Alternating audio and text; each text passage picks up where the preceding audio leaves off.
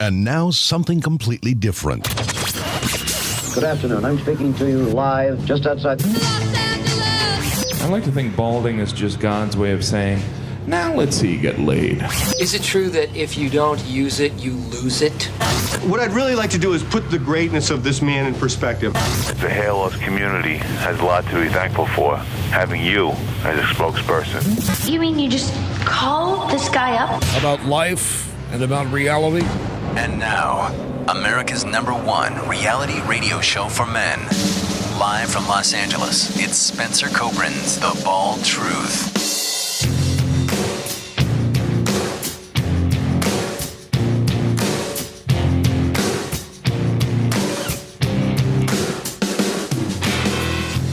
Hey guys, welcome to the show. 888-659-3727. Sorry for the, not really a late start. We're still kind of doing this impromptu on Friday nights.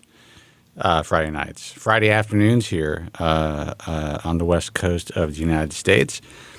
This is the Hair Loss Show. I'm Spencer Kobren. Of course, on my left, if you're viewing the program, is Joe Tillman, who is live from our studios in Vancouver, British Columbia. I'm obviously in Los Angeles, California, and we are the guys who do the Hair Loss Show. The name of the program is The Bald Truth, been on the air for about 20 years. I'm the founder of the American Hair Loss Association, author of The Bald Truth and the Truth About Women's Hair Loss, also the founder of the International Alliance of Hair Restoration Surgeons, and a guy who's been dealing with hair loss for 32 years that I'm aware of. That you're aware Yeah. of. And that is a long fucking time. It's older than most of you guys, I'm sure. Longer than, I would say our average. I don't know what our average demo right now is, now that we have moved more, it's 100% online.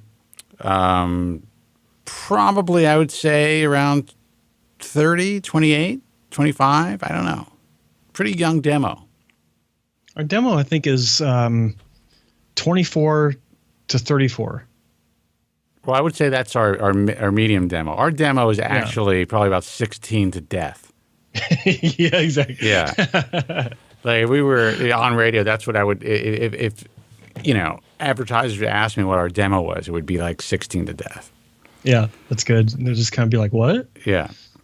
But look, we are here. We're doing this live broadcast. I'm going to give out the phone number. If you guys don't call in, we are going to go home. Well, I am home, but we're going to go and drink or do something that's going to be fun.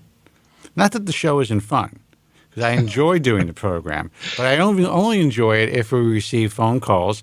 We're here to answer your questions. We're here to provide you guys with some insight into this really fucked up industry.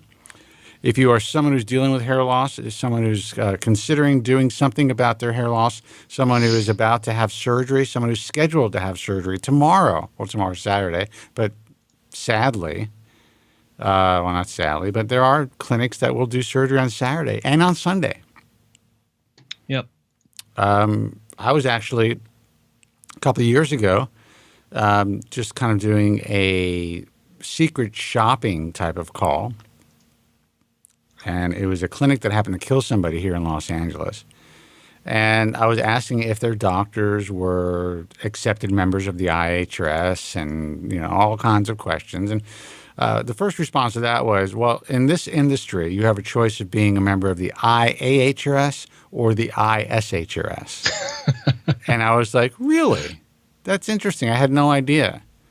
And tell me more. Yeah. And I said, well, okay, I'm considering having a hair transplant. I read a lot about you guys. I see you guys are advertising on the billboard over the 405, which that's how fucked up this industry is. Billboard advertising for cosmetic surgery. And I didn't mention the fact that I had read in the paper that they had killed somebody.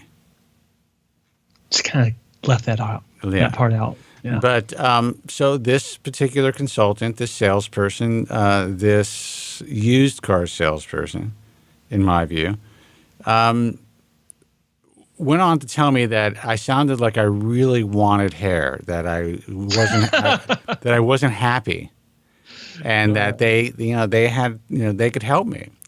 And I said, well, okay, so when do I see a doctor? How does this work? And he said, no, well, actually, we have an opening on Sunday. If you want to just come in and have surgery, doctor could assess you then. Just come on in. Yeah, and you know what I did? I made the appointment. Never showed. Never showed. Let those motherfuckers open the door, turn on the lights, and show up for fucking surgery. Spend the money to pay their techs to come in. That's it. And they can go fuck themselves. Now, what I found interesting was they did not ask me for a deposit. Said you can pay when you come in, bring your credit card. I asked them how any forms to fill out, whatever it is. It would have been done sight unseen right there. Now, it was pretty dumb of them not to ask for a deposit before they opened their doors. Of course. But they may have had their doors open anyway. I don't know. Maybe they're doing consults that day. But I never forget this place was on, well, I won't even say the boulevard, but it was in Culver City, here in the Los Angeles area, in a strip mall. And there were neon light signs in the window that said $2 a graft. I just want to know if the salesman said, "Sir, we're not selling hair, we're selling peace of mind." Yeah, we're not selling hair. We're selling self-confidence, self-worth. We're selling life. We're selling your ability to move on with your life and be happy. We're giving you an opportunity to save yourself. Saving yourself, exactly. Anyway, so I mean, these guys killed somebody in the chair. It was that year. I actually have to look them up and see if they're still around. I don't think they are because this is actually close. It was close to the old Westwood One studio where I did the show from in Culver City. So that's how I knew about this particular company. And I would drive by every week on my way to work. I would drive by and they had this entire. It looked like one floor of this strip mall. It was on the second floor, and it was $2 graft hair transplants. And then in neon signs, every window said $2 per graft. And people actually had surgery with these guys. That's how fucked up this industry is. That's how vulnerable we are as hair loss sufferers. Well, when you're leading in on price, that just kind of helps to fuel the lack of understanding by the consumer. And this is one of those industries where the less the consumer knows, the better you'll do as a business. And when you put the price out there, it's just like what's going on in Turkey when, someone contacts a clinic they see on whatever, clinic review website, and they contact the clinic through WhatsApp, and the first thing that they talk about is, "Oh, we'll do a great job for you, all inclusive for X number of euros, including this, this, and this, and this. When do you want to come?" Right. It's the same thing. Same thing. I mean, honestly, the $2 a graft clinic was ahead of its time. Yes. By going for that price first, quality third. Well, I think you make a really good point. If anyone wants to do a consultation with you through WhatsApp, in my view, I have to say it's a great app. It's great to have conversations with people in Europe and all over the world. But if you're having a conversation with a consultant to travel across the world to Asia/Europe to have a hair transplant, that's a bad idea. It's a really fucking bad idea. And even if you're closer, even if you're going from the UK or another part of the world, that is a really bad idea. It is a stupid plan. It makes absolutely no sense. And that's the fascinating part of this industry, is that it makes no sense. They're able to do whatever the fuck they want to people because hair loss just essentially zaps any of our fucking common sense out of our fucking head. And because we think this is a possibility that we can be helped, we're like, oh, shit, they must be doing something right. They're in business. They're doing hair transplants. All hair transplants are the same. I'm going to pay, €1 graft. I wonder if there are any clinics that do this with dentistry. There are none, actually. Now, there are clinics that will do, there are some practices now that you see, like these large chain implant practices that are advertising on television, same-day dental implants. Yeah. I'll tell you what the biggest problem with that is, and I find it shocking that people are willing to do this and don't understand what it takes to get a dental implant. But by the time you need a dental implant, you already have bone loss. You have periodontal disease. That means that the tooth has to be removed. One or two reasons. Either that tooth is cracked, and the crack is so deep that it creates a pocket of bacteria that cannot be fixed unless that tooth is removed. Yeah. In most cases, there will be bone loss. So usually the jaw has a lot of bone. Once the implant is put in, the bone will grow around that area. But if it's done the same day as the extraction, they will normally try to use some sort of a cadaver or a porcine cadaver bone graft.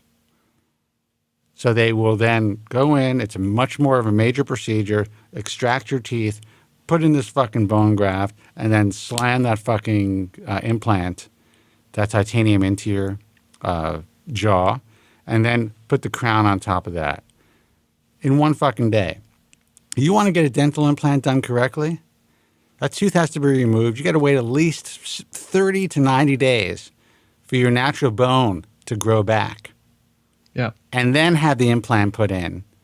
And then wait another 2 or 3 weeks to have the crown put on that implant. Now, if everyone knew about that, these companies wouldn't exist. But so what's happening is, in my view, and again, I know I seem like an expert in all this stuff, but I'm researching every aspect of cosmetic surgery, including cosmetic dentistry, for the project that I'm working on. So I guess I am becoming this, I'm getting this bizarre encyclopedic knowledge of all this shit that no one should ever really have to know. But in the end, these poor people's mouths and jaws could possibly be damaged. There's a greater chance of rejection of the implant, a greater chance of complications. So you asked the question, I went on a tangent, but yes, there are now companies in the dental industry that are working kind of like the hair transplant field. Like it's just an easy fix. Kind of like the old Bosley model. Well, there's also, and this is something that I've got experience with, is LASIK. BillBoards with, $275 per eye. Oh my God, that kind of crap. Yeah, and people have no idea what they're getting into. That's my shtick outside of hair is LASIK eye surgery, or PRK, which is much better. But LASIK eye surgery, it's like you rarely get a second chance, right? At eye surgery. I mean, there's a great blows my mind. There's a great King of Queens when Doug buys what's her name, Carrie, a present. She needed her eyes done, and he said, I'm going to pay for this, and apparently he got like a Groupon type of situation, and she was almost blinded. She could not see for a while. Now, while obviously this is a comedy, it really speaks to the reality of what's going on out there. I have seen ads, I'm not even joking. Breast augmentation. Now, breasts are sold in pairs, normally, unless you have a mastectomy or some sort of a deformity. Right. That essentially they will charge you only for one implant. So you buy one implant to get the other implant free. It doesn't say breasts, implants. It's just the sale of the implants themselves. So essentially, half cost on the pair. But you know what's even crazier? Yeah. That there's so many idiots in this world, and I'm sorry to say this, guys, and I know that we're all vulnerable, but there's so many idiots in this fucking world who fall for all of this bullshit. Jay Jones in the chat room says, I have permanent severe dry eye from LASIK. And I hate hearing that, man. It's like when I first started looking at eye surgery, because from the time I was 8 years old, I would need glasses just to get out of bed. That's how bad my nearsightedness was. And it was 12 years ago I went and I had PRK. Your wife needs glasses just to go to bed with you. Exactly. Ba-doom, yeah. You need that sound effect. Yeah. I have it actually, but who knows if YouTube's going to come after us for that. Yeah, no kidding. But I was so obsessed with finding out everything I could about LASIK, and then I quickly learned that LASIK is actually not a good procedure. Right. Especially if you have any sort of excitement in your life that's beyond, sitting at a receptionist desk. Because with LASIK, they're physically cutting your eye, right, and then zapping you and letting it heal by secondary. They're basically just putting letting the flap heal itself. Yeah, heal itself. Right. Whereas PRK, that's the one where they don't cut the eye. They don't touch it. Right. They dissolve the epithelium, brush it away, rinse it away, then they zap it, and over the course of 2 weeks, the epithelium regrows. Back, right. And the integrity of your eye, the pressure inside of your eye is maintained and undisturbed. This is what pilots get. This is what Navy SEALs get because of the difference in atmospheric pressures that they go through. With LASIK, you do that, your cornea can literally pop off. Right. And it's like, and you're blind. It's like, fuck, are you kidding me? It's scary, and there's stuff. so much more possibility for mistakes. And they're advertising this stuff like I said. I don't think I've ever seen 2-for-1, but only $250 an eye, or only $750 for both eyes. Yeah, billboards leading with the price, and people are flocking to it. Most people don't even know what the hell PRK is, because with LASIK, I mean that was what was popularized 30 years ago. Well, I mean, through all the Today Show. The branding has been. It's overwhelming. Been by the way, Joe Moore is asking a question in the chat room. Joe, call the show. 888-659-3727. This is a call-in show. We are only staying on the air if we get calls. The only reason I'm working on a Friday is but the only reason I'm working, because you can do whatever you want, is to get calls. Now, I'm going to check the phones. They are working. The phone number is 888-659-3727. All right, we got a call. Let's take it.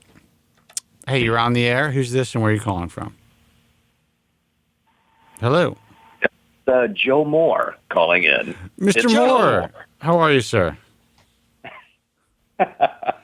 I forced your ass to call in. Out on the podcast. You did. How you been, Joe? I'm good, guys. I'm good. Your phone is breaking up. Are you on speakerphone or what? I am. I'll take it off speakerphone. All right. So, how is everybody? We're good, man. I can't complain. We can't complain. What's going on? Okay. All right. So, my son asked me about finasteride because a friend of his mentioned it to him. And I said, well, let me look at your hair since I'm such an expert. Anyway, so, yeah, his crown area is a little thinning. He's going to be 26 years old. And I said, I don't know, if that's a good idea. So let me ask the experts. Well, I mean, the experts say that, again, we're not physicians, but right. I wish I had the opportunity to get on finasteride at 25. I was like 28, I think, when it was made available. Not as Propecia, but as Proscar. So, right. If the reason I'm behind this microphone today is because of finasteride. It changed my life. It changed my world. It gave me to drive to write my book and to do what I do. So if you're asking me what I think about finasteride, it could be life-changing. He has two choices right now. Now, he needs to talk to his doctor about it. He either gets on finasteride or he goes bald. That's his choice. Yeah. Okay. Especially if he's got half of his pop's genes in him. Yes, he does. Well, there you go. Thank you. Yeah, it is important to consider getting on it. I wish I've said it once. I've said it 1,000 times. If I had been on finasteride early on in my hair loss journey, I wouldn't be sitting here today. I wouldn't have been. I wouldn't have gone through the surgical journey I've been through. I wouldn't have. I guarantee. I'm positive that my life would have taken a completely different direction. I'm not saying it because I regret it. I love my life direction, but it's hair loss. It's put me where I am today, as opposed to retaining my hair and moving on to be a dive master in the Bahamas or whatever. So the earlier the better. Joe, let me ask you a question. What was his concern? Just his concern is should I take this, or was his concern about adverse side effects? If it's going to work, what was his question? His concern is that he is his father's son, and having gone now through the 2 surgeries I've gone through, and he's like, I'm predisposed, Dad, aren't I? And I'm like, yeah. He's not concerned about anything other than retaining what he's got. So he's not worried yet about, any kind of side effects yet, so. Well, here's the thing. Here's the good news. The fact that he asked you about the drug and he didn't ask you about side effects means that that's a good sign. That's a good sign that he's not over-researching. He's not going on the internet and, reading all the fear mongering. And I mean, there are obviously some reality to having adverse side effects from the drug, but that's like taking any other medication. Yeah, well, no, we know this. So, and there's like 5 milligram. Is there such a thing? Is there 2 milligram? 1 mil? I mean, I'm on 5, and I take it like every other day. Yeah. Okay. Well, and that's just to retain. Sorry to interrupt, but right. I mean, we're talking about retaining hair that we have. Is that correct? That is well. You can actually regrow some hair. Now, here's the way that it works. Essentially, finasteride or Propecia and Proscar. You're on 5 milligrams of Proscar every. Yeah. The drug Proscar every other day. So essentially what you're doing is you're blocking the enzyme 5-alpha reductase type 2, which converts testosterone into the byproduct dehydrotestosterone, which stops the miniaturization process or slows it. So when you're saying does it maintain hair, yeah, it can definitely maintain your hair indefinitely, but it can also reverse the miniaturization process that's already occurring that could be making your son notice his hair loss. So some of that hair and some of that visible hair loss could reverse. So he might actually get some regrowth. I was one of the lucky ones who did. I noticed regrowth I noticed a cessation of hair loss within 3 months and regrowth around the same time. And it was significant for me. So what's your son's hair look like right now? Full head of hair, as far as I'm concerned. Yeah, but you don't count. No, but really, if he's asked, if you're asking me, I know you're asking me seriously, man. It's look at he's 26, 25, 26. It looks okay to me, but I could see signs of. So why not stop it now? Well, that's the thing. If you see signs of, that means he's balding. I think so. Again, I'm not the doctor, so but he needs to go see his doctor, and I think that finasteride is the smart way to go. I just wasn't sure if of side effects. I haven't looked it up, but I seem to recall there were some issues. There have been, over the years. Oh, yeah. If you look it up, there are going to be people who are, Yeah. I mean, listen, the clinical side effects are, the main one is loss of libido and impotence. Right. That's big. That's a big one. That's what everyone is fucked up over. Now, clinically, with 5 milligrams, it's about 5%.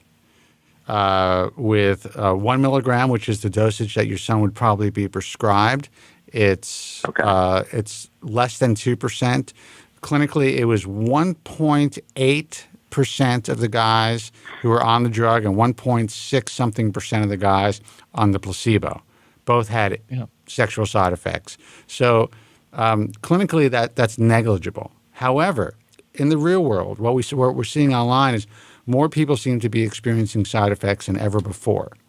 Now, there is this theory, it's a mass hysteria theory, that guys who read about it are overly concerned about it, and then we know how sex works.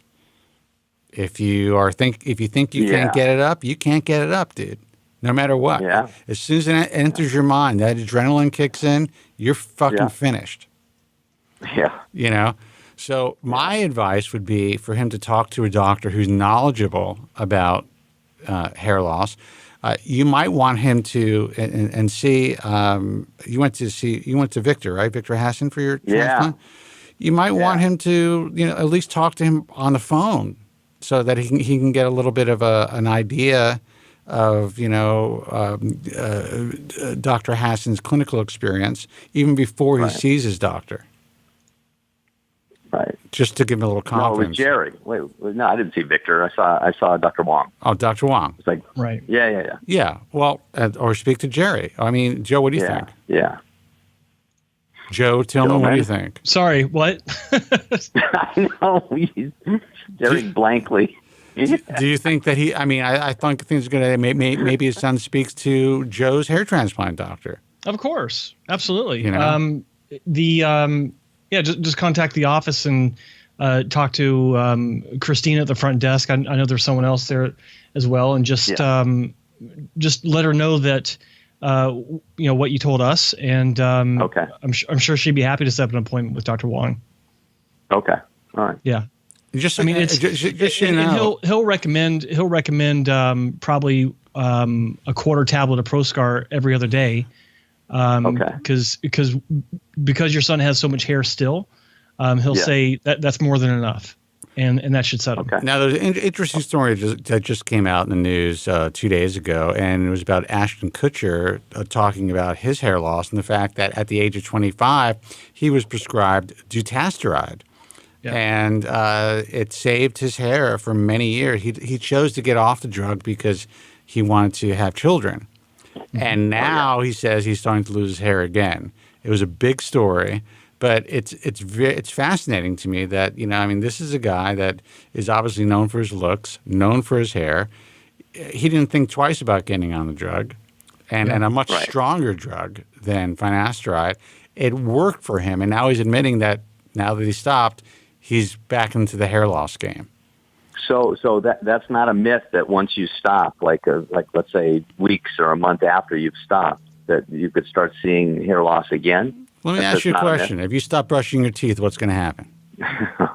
Boy, they will decay. They will decay. And your hair is going to decay as well. That's just the way it is. So essentially when you're brushing your teeth and when you are flossing, you are you're basically keeping at bay the inevitable decay of your teeth, gums, and your bones. That's the way. So should I crush up the tablets and make it into a paste and brush my teeth? What do you think? Possibly. Is that the way to go? Is that the new way to go? Well, if you want to grow hair on your teeth, that may work. You could just crush it into powder, and then use the old credit card trick. Yeah. Listen, Joe, always a pleasure. And listen, thank you for the kind words on my Facebook page a couple of weeks ago. I really appreciate that, man. Well, you look great. You never change. Tillman, you need a haircut. No, I'm kidding. Hey, Mr. Moore, don't forget to send me a copy of your daughter's album. Yeah, you should come to LA. You should, and Spencer, you should come out to my daughter's show on June 19th. It's her.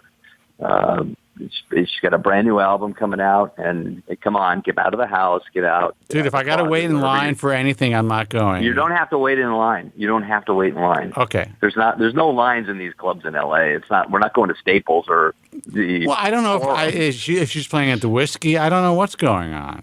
Okay, well, I'll tell you about it after this break. All right, man. All right. I will say, I got to tell you, Joe. Yeah. Thank you. She's fantastic. I love the music. I've been a big fan since you first sent me the link a couple years ago, and some of their work is some of my favorite music. Great. Living More, everybody. Living More. Yeah. I say Living More. That's the name of the band, Living More. Okay. Living More. All right. Great band. Joe Moore, thanks for the call, man. And good luck. And wish your son the best luck. And again, we are not giving medical advice on this show. I understand, yes. All everybody right, understand that? Okay, thanks. All right, take care. Guys. Bye-bye. See you, Joe. See ya. 888-659-3727. Let's see who this is. Hey, you're on the air. Who's this and where are you calling from? Good evening. This is TBT UK contributor Specs giving you guys a call. Hey, what's happening, man? Well, good, buddy. Finally, you guys are doing a sociable hour where UK guys can come in and actually contribute. So thank you very much. What time is it there? It's what, like about 10:30 or something? 10:30, something like that. No, I subscribed to Joe's YouTube channel, and the reminder popped up, which is fantastic. I thought I'd quickly just give you guys a call because it's nice to be able to speak to you guys at a reasonable hour, because obviously your normal live show is 1 or 2 a.m., and hence it's always been a struggle. But I do know for a fact that this is going to be a successful show for you guys, because I've spoken to a few UK guys. They're all keen to now be able to call in because of the sociable hour. So good for you. I hope it continues to be a great success. Well, here's the good news. It's a good thing for everybody. It's a good thing for TBT. It's a good thing for your work in the UK and what you've been doing for so many people. I mean, the press that you've been getting. It's amazing. Specs is amazing, and like I said, it's funny. There's so many fucking assholes in this business, and there's so many guys who don't deserve to have, in my view, and even the smallest level of success. You're guys actually out there trying to help people, and I really appreciate it, and I'm proud to have you as a TBT contributor. I wish we would do more broadcasts, actually. So we got to start doing that. It's been a busy personal year with various things going on, and like you guys, I've got kids, so that throws a real spanner in the works. Yeah, that can be an added factor to consider for sure. But they are dream killers. Just kidding. I want to reiterate. Great job on the exposure and the media coverage that you've been getting, and I know that it's just a lot of great information for people that are following you in the UK. So congratulations on that. And while I cannot disclose this right now, Specs, but there's going to be something big happening in the UK in a few months that we would like you to be involved in. Yeah. Well, I look forward to hearing about that. That sounds exciting. Always exciting, and always good to be involved in. And I appreciate. Thanks for that. It's been a busy. Last week was crazy with media, and like you guys know, once they light the touch paper, it just goes with one thing or another. So exciting. But I tell you what, just quickly while I've got you, interesting topic that Joe was discussing there, the caller, with regards to the finasteride. Personally, I was on finasteride 17 years, and I stepped it up to dutasteride, which obviously Ashton Kutcher's been in the media about, and that just blew up. It was everywhere. Yeah. Interesting that Ashton Kutcher, went straight on to dutasteride.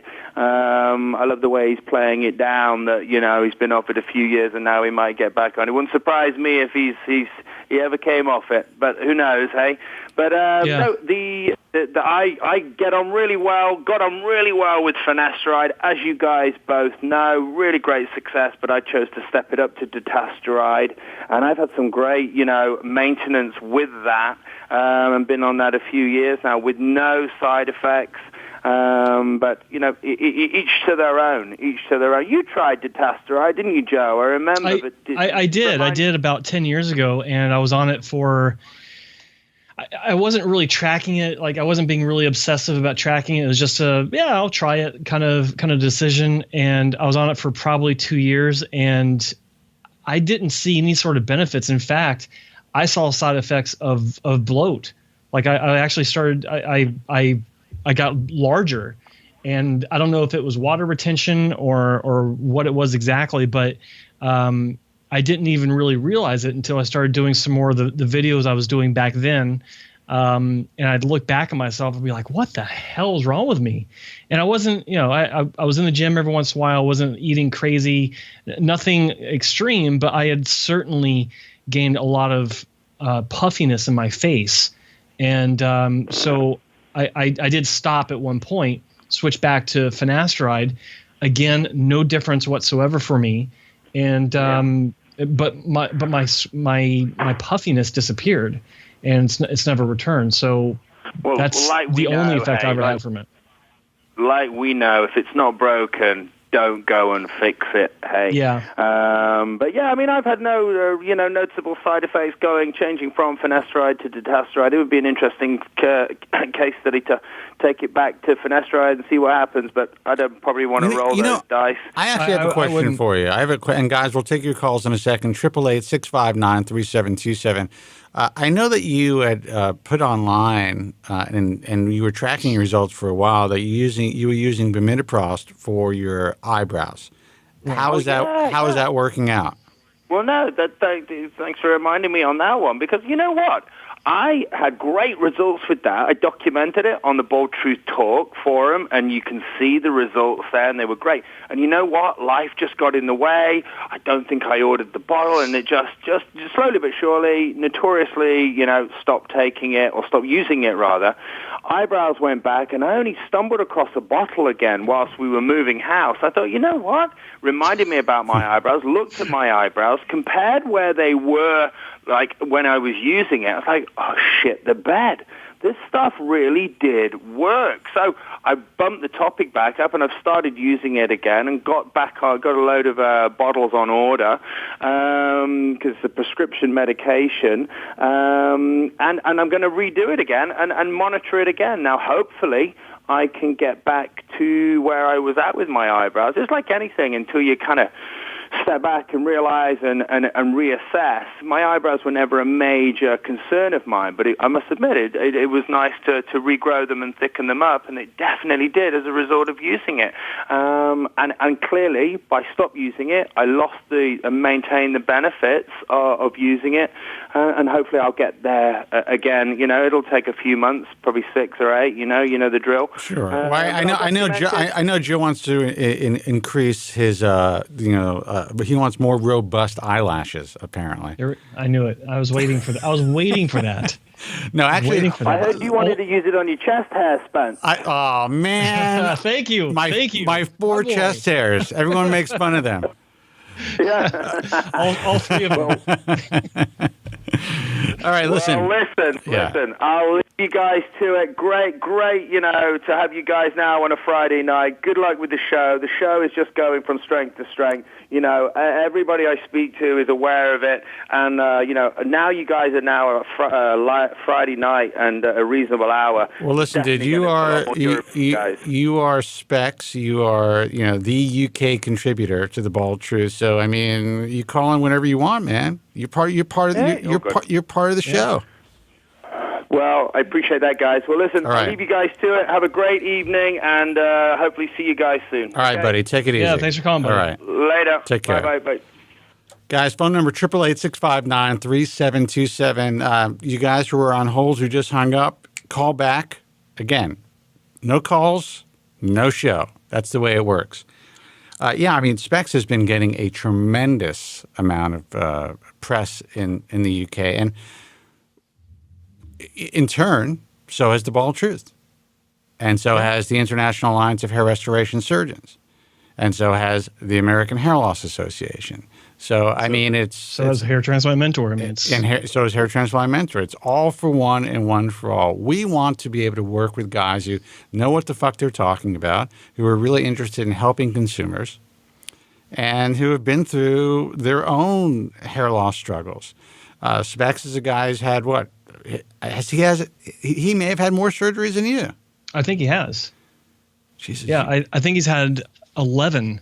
Holy shit. Yeah, if I got that correct. Yeah. That's insane. All right, guys, let's take some phone calls. Hey, you're on the air. Who's this and where are you calling from? Hey, man, welcome. Hey. Hi. There he is. Oh, hey, okay. I'm got a delayer going. Hey, man, this is Pete calling you from Atlanta. Pete from Atlanta. Hello, what's happening, man? How are you? Yeah, man, I talked to you guys a while back, about a year or so ago. Had a HT with Ken Anderson. I don't know if you remember. You know what? We get a lot of guys calling in, but I sometimes I do remember. Tell me about the HT with Ken Anderson. How'd it go? Yeah, it went really well. I had a real good experience with him. We touched in a lot about some of the shock loss and some of the stuff that you go through after the procedure and stuff like that. But what did you have? I don't remember. Did you have a strip procedure, an artist procedure, or a handheld FUE? It was an artist procedure, about 2,500 grafts. All right. Okay. All right. So, again, if you called a year ago, we got a whole bunch of new listeners. Talk about your experience. I had a great experience with Ken. Like I said, he was there for the whole procedure. He pretty much he did all the work except for what the technicians do at the end. They put the grafts in at the end. Well, you do know that Ken Anderson is probably one of the few, and he's an IHS member, of course, guys who utilize the artist in their practice who actually runs it. So that's pretty unusual. I didn't know that at first, and obviously after listening to you guys and doing some more research afterwards, I found that out. Yeah, well, that's a big fucking deal. I mean, listen, I always believed, and I say this all the time, that robotics should be the future of this industry. Do I think that it will be? The way things are looking right now, I'm not quite sure. However, it's a great piece of engineering that has really evolved over the years, and that is why I consulted with the company for, I guess, about 2 years. I don't know if they've reached the logical endpoint and how far they can go, but for what they have right now, if a person knows what they're doing and runs that machine properly, then it could be a really great experience. The problem is, in my view, most people who are running that machine don't know what the fuck they're doing. So you lucked out, man. Right, and it's a tool, and as long as the guy is in the right hands, I think you're okay. And I lucked out with Ken. Ken's a great guy, and I just kind of went with him. He was the first guy that I took a consultation with, and I just had a gut feeling about him. He's just a good dude, and I thought, okay, I liked everything that I had found online with him, and I liked the way he approached the whole thing. So I just went with him. Normally I would get 2 or 3 different consults and look around a little more, but I don't know. I just had a good feeling about him, man, and I just went with it. Well, listen, he's skilled at what he does. He cares about what he does, and I have to tell you, he's one of only a handful of doctors who I would drink with. So if that says anything. And he's really fun to drink with. And he's fun to drink with. Yeah. So, but yeah, he's a cool guy. Yeah, but I mean, sure. Listen, everyone has, we all are allowed to let loose once in a while, but this is a very diligent, responsible, caring physician, and I'm not just saying that because he's part of the IHRS. There are members of my organization who I believe are all very caring and very diligent. However, there are different levels of of diligence as far as patient aftercare, as far as really staying in contact personally with each patient, and that's something that Ken does that I really appreciate. And I can say, I don't work with Dr. Anderson, and I met him. When was it? It was a year and a half ago at the Vegas conference, and spent some time with him. And I can say from my personal experience with him that he does give a shit. I mean, he's got this nerdism to him about the procedure and what he does. So I'm sure you got that from your consultation and your experience with him. So I'm not surprised you had a good experience with him. But on the artist issue, what you said, it's just a tool. That's exactly what I say. And the tool is only as good as the hand that wields it. That's one of my sayings. And artists in general, I'm not a fan, only because of the way that it's getting into the hands of rank amateurs that know fuck all about what they're doing. Just like all these other machines out there. I was actually dealing with a patient just the other day that contacted me. He had an artist procedure with some clinic in Mexico where you go to their website and hair transplantation is on the far side. Everything before you get to the hair transplant section, boobs, butts, lips, tummy tucks, everything before it. And they don't even have photos of the robot or of results that they've done. Nothing. Just says we do the artist robot, and that was it. And this guy went down there, he had the procedure, and he's contacting me because he's really unhappy. You went to someone that knows how to wield the tool, and that's the difference. Right. I'm not surprised, but I'm also glad. Well, if you went to a guy like Scott Alexander, this guy would sit there the entire time with you, and he uses an artist, and his patients they're really happy. Alan Bauman's patients are really happy. I don't think Dr. Rocha uses it a lot, but when he does use it, he knows how to use it, and his patients are really happy.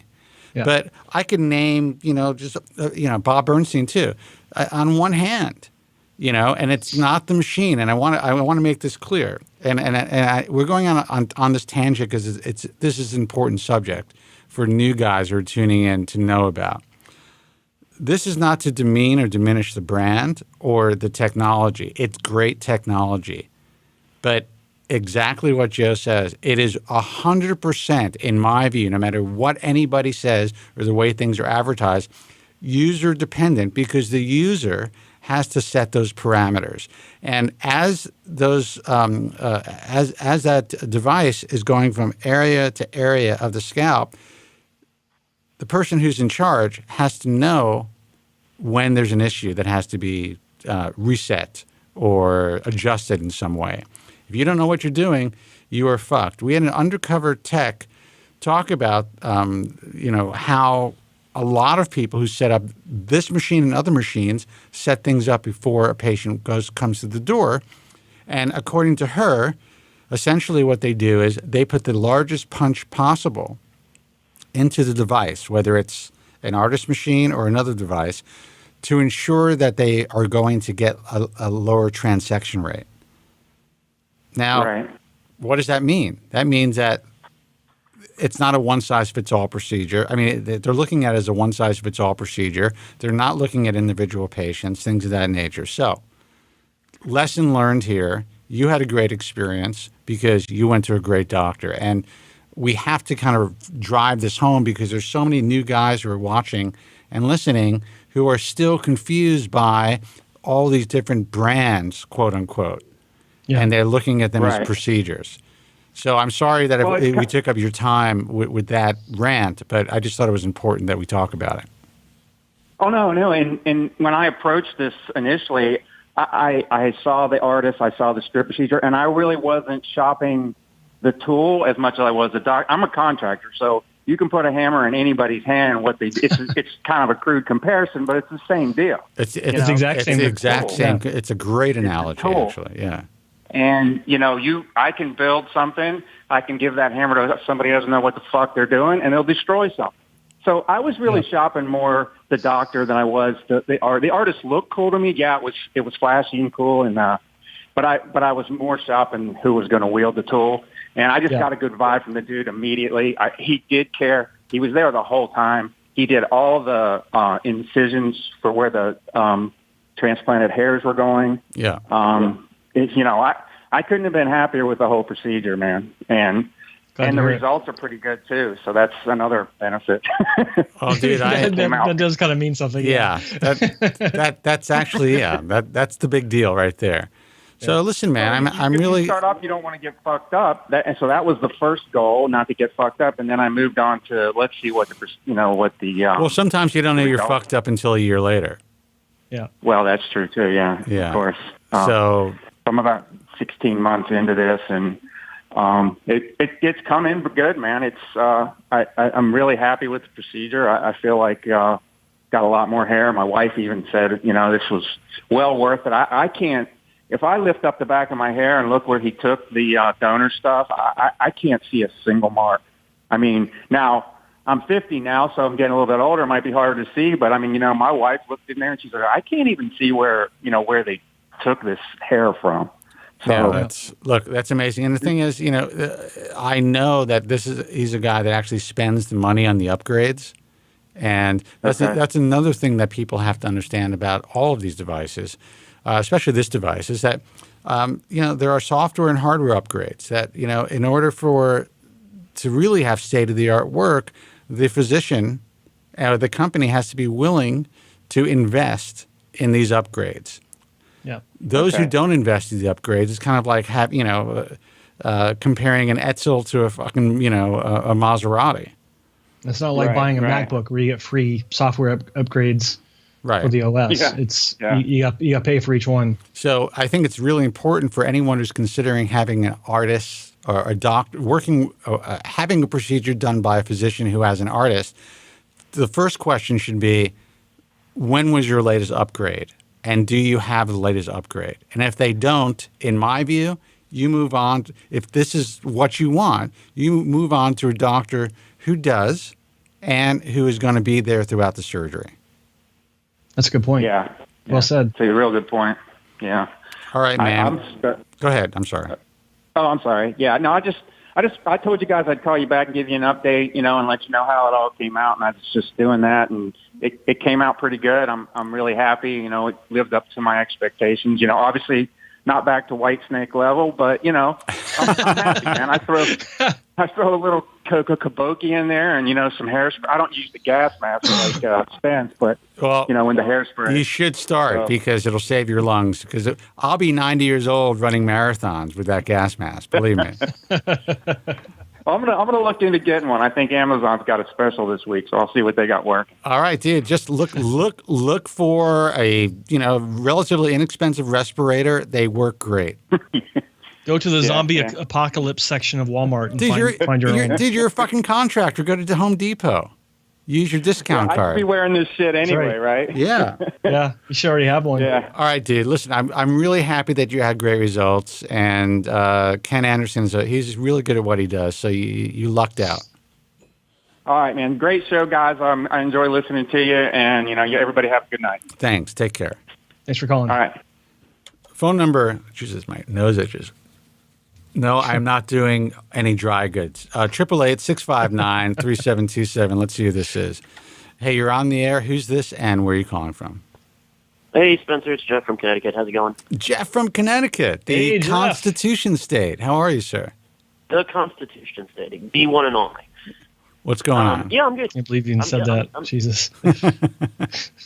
What's that, Joe? Sorry? Oh, did you say something? I was kind of laughing that he was even going there with the Constitution State reference. Oh, okay. I was on YouTube and saw him, and Joe was live, and I was like, oh, I might as well give a call in. I was actually I was talking to Dr. Cooley today. Actually, we were talking about because I know Joe doesn't use minoxidil, but I know you had a kind of an experience with minoxidil way back, I maybe in the 90s or when it first came out. We were talking about oral minoxidil, and he mentioned Dr. Sinclair, who did one of the I guess a recent study on low dose oral minoxidil. But I want to know what your thoughts were on oral minoxidil, and whether it be effective, and the if you've seen, but basically what your sort of anecdotal cost benefit, risk reward of the oral dose is. You want my input or you want Spencer's input? Oh, Spencer's input. I talk to you all the time. Yeah. We talked about this. You want my input? Yeah. Okay. I am not a huge fan of minoxidil. I look at minoxidil as a Band-Aid. And I think that what happens is a lot of guys end up essentially becoming stuck using it for sometimes, decades, because they're afraid that they're going to lose ground if they stop. And the truth is they probably will. Now, you're talking about low dosage versus high dosage? The actual or Lonatan, oh, you're talking about Lonatan, or you're talking about the oral? Yeah. Oh, we shit. were talking about, We were talking about low dose oral minoxidil. Yeah, sorry, I had the camera on Joe, and I wasn't even paying attention. But yeah, listen, there is evidence, and we know that it can help for sure. I am not a fan of using the medication orally for several reasons. One, it's essentially an old school blood pressure medication, and there can be a host of other adverse side effects. There is some question about low dosage. That some guys are claiming that they're doing well on low dosage, and they've been taking it for a long period of time. I don't think I would take the risk. If that answers your question. And for listeners and watchers, I have seen, I saw one incredible turnaround from a guy that flew from Tasmania, of all places. I think I told you the story, Jeff, and I mentioned on the air once before too, where a guy had come all the way from Tasmania to show me his result in person from a 10 milligram prescription of Lonatan, which is, I think, the standard prescription size. And it was an incredible turnaround. And I seriously considered taking it myself. But after looking at the side effects, the cardiac side effects, I completely ruled it out as an option for me. Now, low dosage, I don't know what constitutes as low dosage. Did Dr. Cooley tell you what the dosage was? Yeah, anywhere between 1.25 and 2.5 milligrams a day. Okay, yeah. I know that there are I know there are options for smaller dosages. I never looked into that, but still, I mean, it's affecting your circulatory system, your heart. I'm not down with that myself. Yeah, no, I think you and I have talked about this, but just in general, I mean, Spencer, you can chime in on this as well. In your experiences, is there as much of a shed involved with the oral medication as there is with the topical?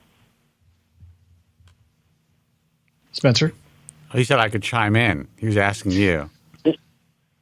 No, both of you guys. That's your show. Well, listen. To answer your question, there is absolutely. I'm not going to say there's as much as a shed. I don't know. Depending on the dosage. If you're on a 10 milligram dose, for sure, and the shed actually may be worse. Yeah. On the lower dosage, I don't know of any data showing the type of effluvium that you would get using topical minoxidil or stopping topical minoxidil. So you're probably less apt to have that massive shed.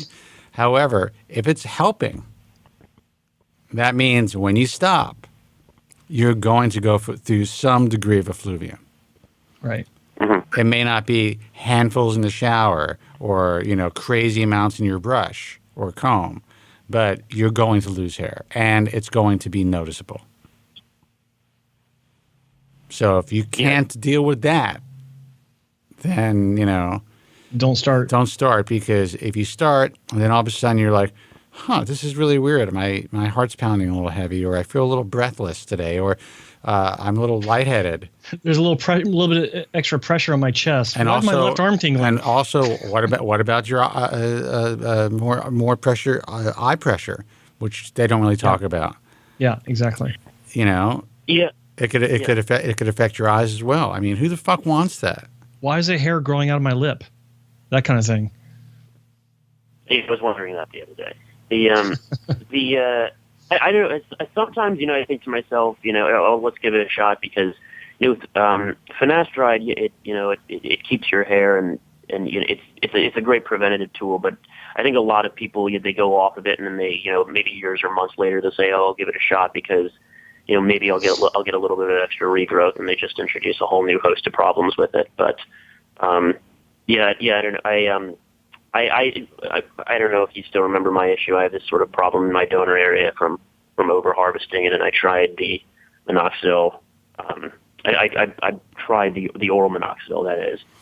Dr. Cooley suggested to me, and I think it put me into.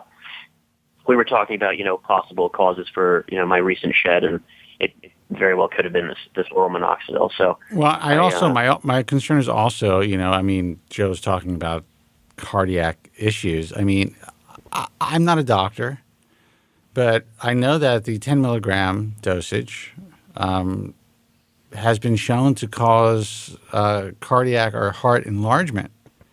Oh, really? In animal studies as well as in humans. So it's obviously happens more in animals because they studied animals to a greater extent.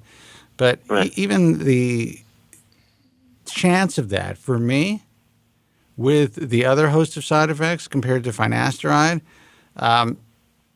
not something that I would do. And listen, if someone gives me, I could be in a club. If someone gives me a button, I'll pop it. You know what I mean? I mean, that's how fucked up I am. So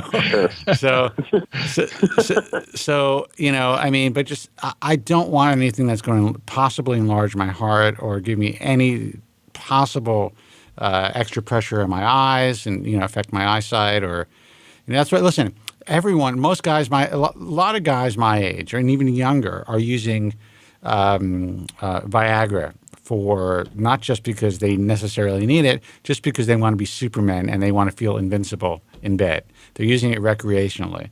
Well, the fact that there's a slight chance that you could have a very specific type of stroke that causes blindness or you can lose your hearing from it, that's a last chance pill for me. My dick has to be dead in order for me to take that pill. I'm sure he'll be happy to hear that. Say that again? I'm sure your dick will be happy to hear that.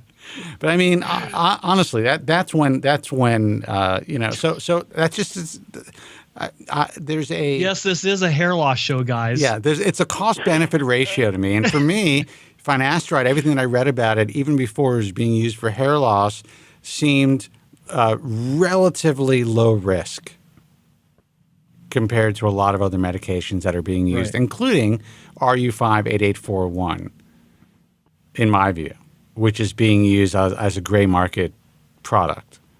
So you feel that you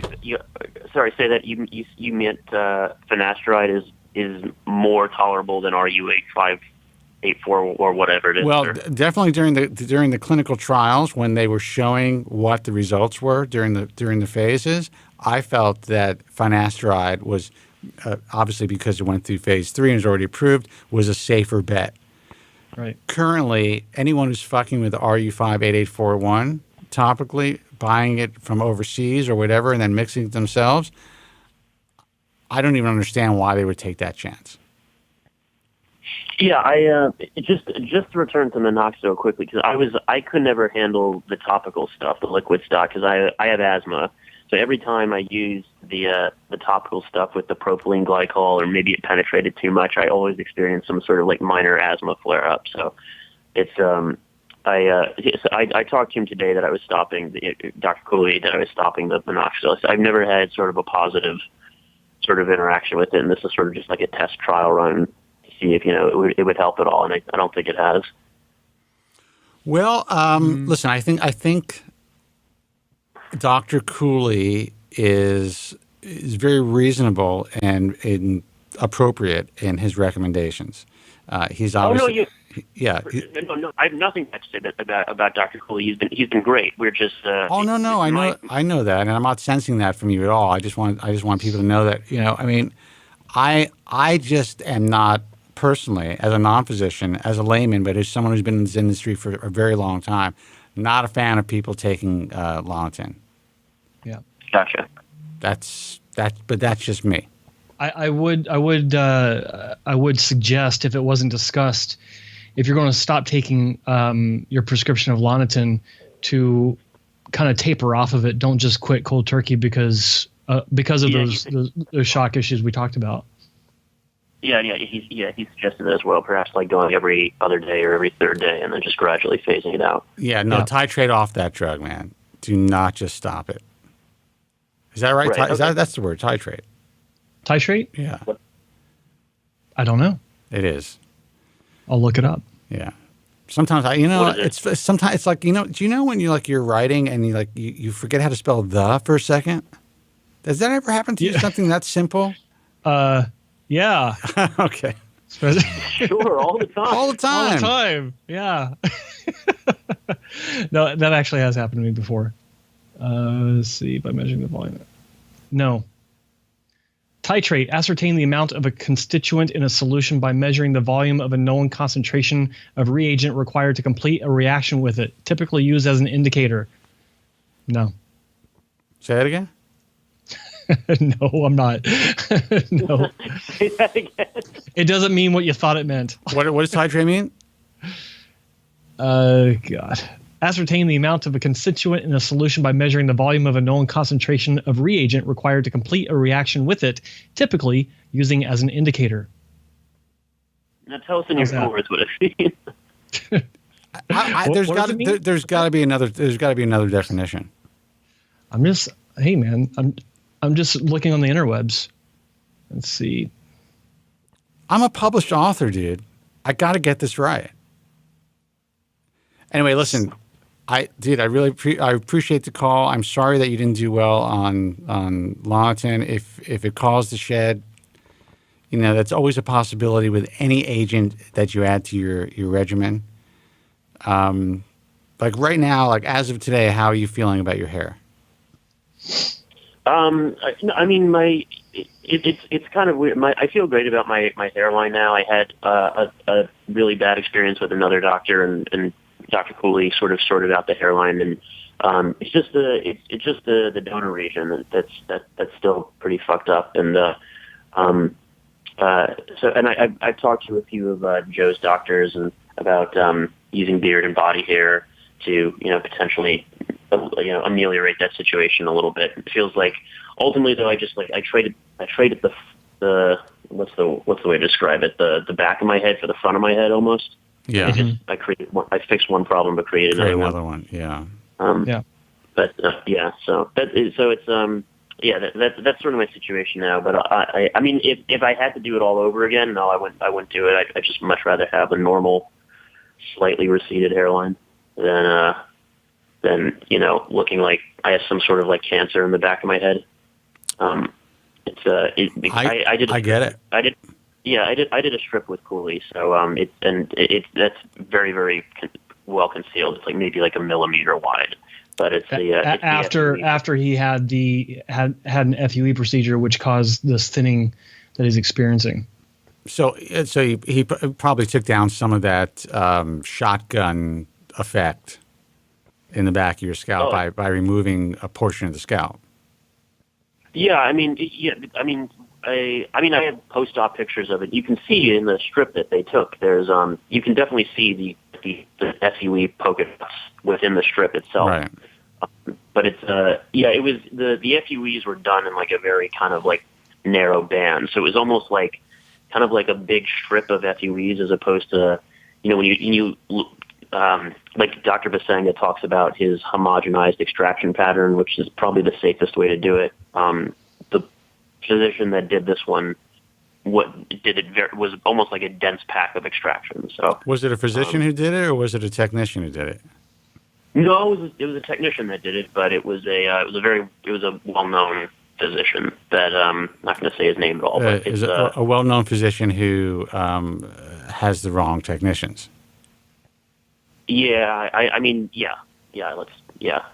It's a well-known physician that has produced quality work, but it has a technician doing the bulk of the extractions.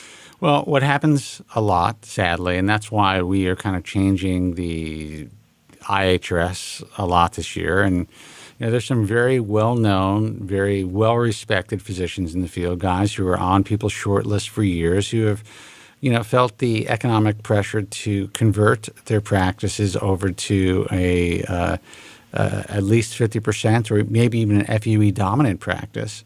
But the only way they were able to do that is to hire technicians or purchase turnkey devices to accommodate the demand and to kind of avoid the learning curve that it really takes to learn how to do it yourself. And that, in my view, is causing a lot of problems and, frankly, ruining their reputations. So there are some people that I'm going to have to step away from. And you will start to see that happening in the IHRS. You probably have, if you look closely enough, you've probably seen that to some degree already. I mean, yeah, if you go on the book truth, you see. I won't. Again, I'm not going to name any specific physician names, but you'll see. If you look at, say, 2010 compared to 2018, the reputations of certain clinics have changed pretty dramatically, where you'll have people saying, oh, I would still go to this person for FUT, but avoid for FUE. Yeah, and that's exactly that's what's happening in the industry, and that's why the IHRS is changing, and that's why there's going to be a lot of changes this year. And doctors aren't happy about it. I've had to call out some guys and ask them to, either make certain changes to the infrastructure of the practice, or we can no longer work together. And that's not taken well by most doctors.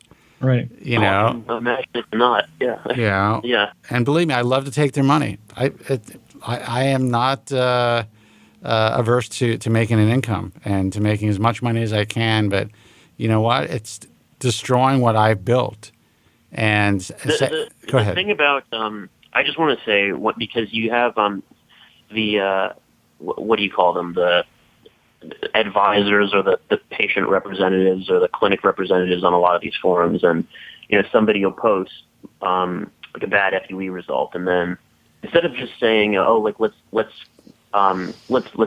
figure out some way to address your problem, you'll have some shill, I don't know, whatever word you want to call for it, for the clinic say, oh no, we're actually very good at FUE. Look at this result, and they'll post a successful procedure that may or may not. You will see that on most forums. It's unlikely you're going to see that on our forum. It's not exclusive to yours. I know. It's not exclusive to the Bald Truth at all. But it happens a lot. It happens on all of the forums. But it's like instead of just trying to salvage the reputation of your clinic by posting another some other unrelated result, why don't you just try to talk to the guy and see how you can. Don't try to argue with him or turn this into some sort of adversarial thing. But well, unfortunately, that's the way it usually turns out. Is if someone does talk about how they've had a unpleasant experience, the peanut gallery comes out in full force. Sometimes the clinic, and sometimes those that support the clinic, in a mix of both of those, usually in most cases. And we've spoken about this before. I'm not a big fan of allowing just anyone and everyone to pile on, because number one, it doesn't make the patient feel any better. Number two, you don't know who these fuckers are. Like, who are these people? Well, and that's why we have the terms of service that we have, is that there is no pile on. And if something gets through, then if there's if somehow it was missed by the moderator, then if anyone says, hey, look, I made this post and now people are piling on, it goes away. Yeah. If there's a complaint, it has to be verified. Once it's verified, it stays up there in perpetuity. Period. But nobody who wasn't involved in that day, in that procedure, in that room with that patient and those physicians in that clinic, they have no say. And really, honestly, I think that if a moderator comes on and then starts to critique things or tries to control the flow of the conversation, that's a bad sign. That's an educational resource, I believe, that you should avoid. Yeah. And that's what happens, sadly, all the time in this industry. That's why I think what we're going to do with Rate Your Hair Transplant on this broadcast is going to be very valuable to people. It'll kind of help to avoid all that bullshit that you're going to read on the forums. And if someone really has an issue, no matter who the doctor is, we will tell the truth, period. Yep. And you're going to get the reality of what your potential situation is, where we think they may have fucked up, and what you should be doing about it. Yeah, I mean, this happens all the time, and I will neither confirm nor deny if this is my situation. But you have a bad result, and the patient and the clinic come to some sort of agreement, potentially financial, and then part of that agreement is they can't talk about their situation anymore. So, it's just there's a lot of misinformation in the industry that I totally think you guys are doing the right thing and trying to curtail a lot of that. So, one interesting thing I saw, and I appreciate you saying that, but one thing I remember this very clearly from a couple of years ago. There was a case on another forum, not Bald Truth and not Hair Loss Experiences, but a different forum where a patient was making their case. It was a very there was no what's the name for it? Embellishment. There was no embellishment with his case. He was just pointing out what was very obvious in the images that he was sharing, and he only did this after he couldn't get anywhere with the clinic that he was talking to, and he wanted to get input from other posters. And he went about this the right way. And what I saw with this case was how this guy had a very legitimate case he was complaining about. It was a clear case of poor growth in the crown that this doctor had worked on, and it wasn't until after the patient got online, started talking about the case. He wasn't saying anything negative about the clinic, by the way. He was just saying basically, what do you guys think? And everyone else was piling on. It was only after that he wound up getting, and I know the details behind the scenes, he wound up getting a 50% discount or a refund from the clinic. But part of the agreement was he had to go onto the forum and he had to change the title of the thread from Dr. So-and-so did a hair transplant on my crown and I'm unhappy to these are the results of my hair transplant. In other words, he had to remove the doctor's name from the title of the thread.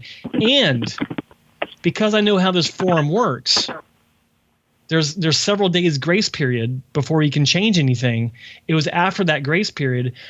The forum was complicit in this action of removing the doctor's name because that was the agreement between the doctor and the patient, not between the doctor and the forum.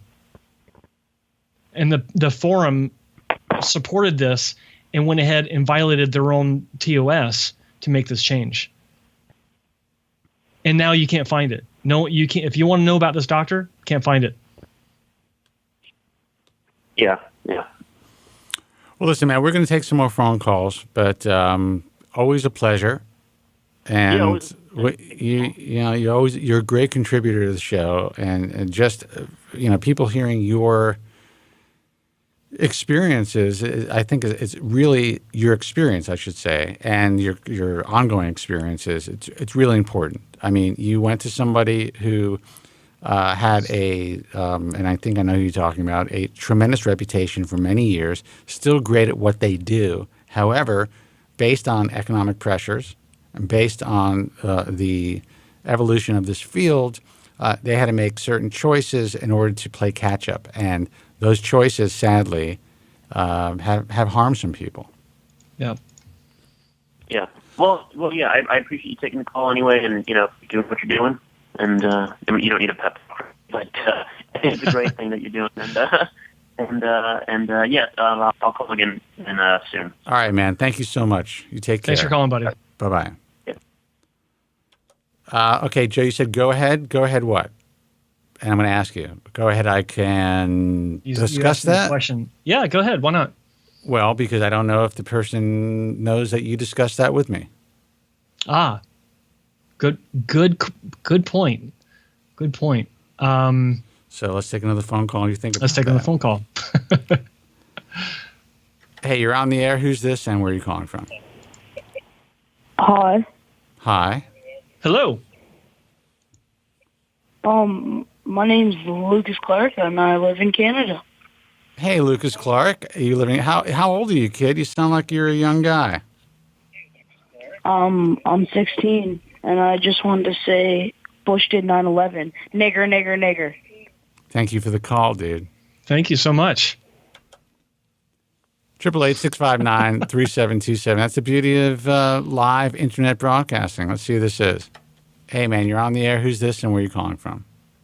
Gentlemen, this is Dave from Brooklyn, New York. How are you guys? Hey, Dave. What's going on, dude? Hey, what's going on, gentlemen? In regards to the caller who was mentioning his repair job with Cooley, obviously, I think we all wish him the best. And it's callers like him who, resonate so much with guys like myself, guys like me who I really just take, all of these, everybody makes interesting points, and it just, adds to the information, and it just allows us to make better decisions. And again, you guys are your commodity is the truth and honesty. That's your commodity. And of course, your hard work and research. And I just, want to tell you how much I appreciate what both of you do very, very much. Well, Dave, listen, I appreciate the kind words. And I want people to know, and this is very important to me, that,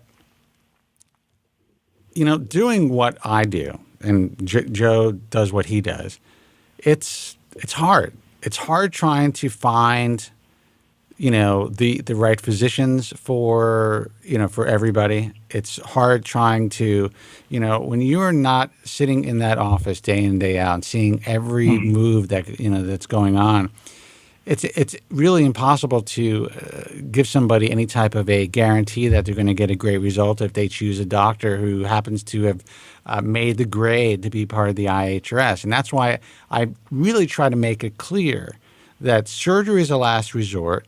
We have done our due diligence to make sure that these physicians, A, meet the minimal requirements just to apply to the organization and have had consistent results over the years.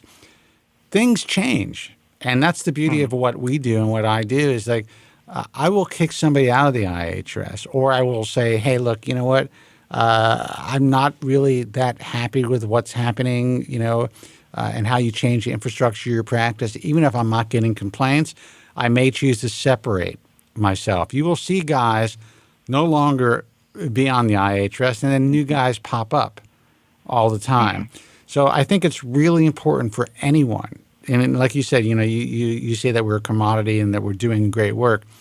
As great of a job as we do, in the end, we're just trying to educate patients so they can make their own decisions. And even though doctors are part of what we do, and even Joe says, I will have surgery with the doctors who are on his website, those doctors can fuck you up. And people need to know that. That's why when I'm talking to people that are contacting me, I mean, your camera's off, Joe. It is. Yeah. Oh. Let me. I'll be right back with that thought. Go ahead, Dave. Sorry. Yeah. I was going to say that I just had an experience with a doctor, and this is not hair related, but it was a little bit of false advertising, a little bit of sketchy advertising. And I thought and then he kind of it was a little bit of a bait and switch, although technically he was not lying on his advertisement, but it was just, it was a little bit, there was definitely some sketchiness there. And I walked out of his office, right? I said, you know what? I not in a rude way. I just said, well, I'm gonna think about it, or Tell me what the sketchiness, what you felt the sketchiness was. Explain the scenario. Well, believe it or not, it was. I was getting some filler, some Restylane filler. Why? Believe it or not, why wouldn't I believe it? How old are you? 44 years old. I can't believe it. I'm just kidding. Go ahead. Well, so I walked out of his office, and then I said, I really need this done, and price is right. And I literally turned back, and I went into his office, and I was a little embarrassed, and I said, well, you know what, I thought about it again, and, I'll go through with it, but, and then he goes, yeah, no problem, come in, and we'll do it. And he kind of botched me, you know what I mean? I've got some bruising now. I mean, it shouldn't be. Let me ask you this. Okay. Where did you have the filler placed? Well, I was going for a tear trough, but he went like directly underneath the eye, which is really, from what I understand, a little bit quite dangerous, actually. So I think he went a little bit too close to the nose area. You have there are arteries and major veins. That's a very vascular area, right? Yeah. So if it were to hit an artery or to hit a vein, there is a much greater chance of necrosis, skin death, tissue death, which happens more often than most people realize. People believe that having Botox and fillers is just some, really simple, safe outpatient procedure that has no real complications, except if they do have complications, they're temporary.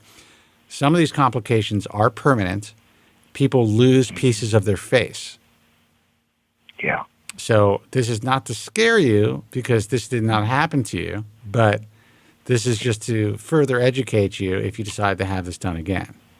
Absolutely, and I really appreciate it. And what I learned from this is, after this experience, I told my girlfriend, I said, that is it. This is my final lesson. If I walk into an office and I don't like you, and I don't like the way you talk, or I don't like some sketchy, I am so out of there.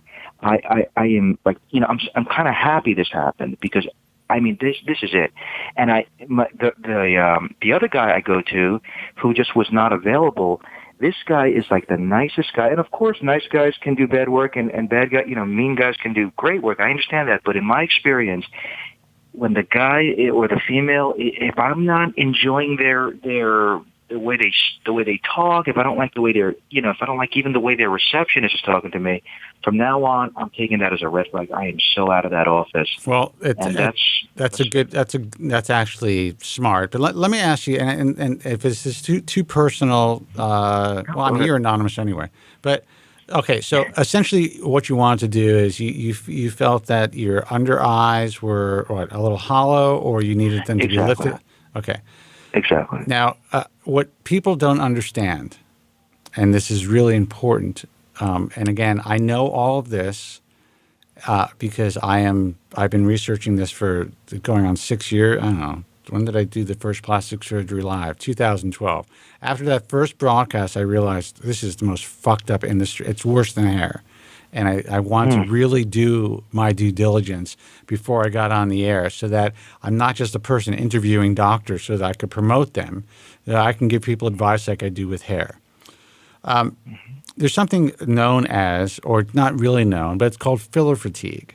And what happens when you use these injectables? Now, basically these injectables, for the most part, were made for the use for people who had real defects, deficiencies, significant issues, whether they were malformed, deformed, after,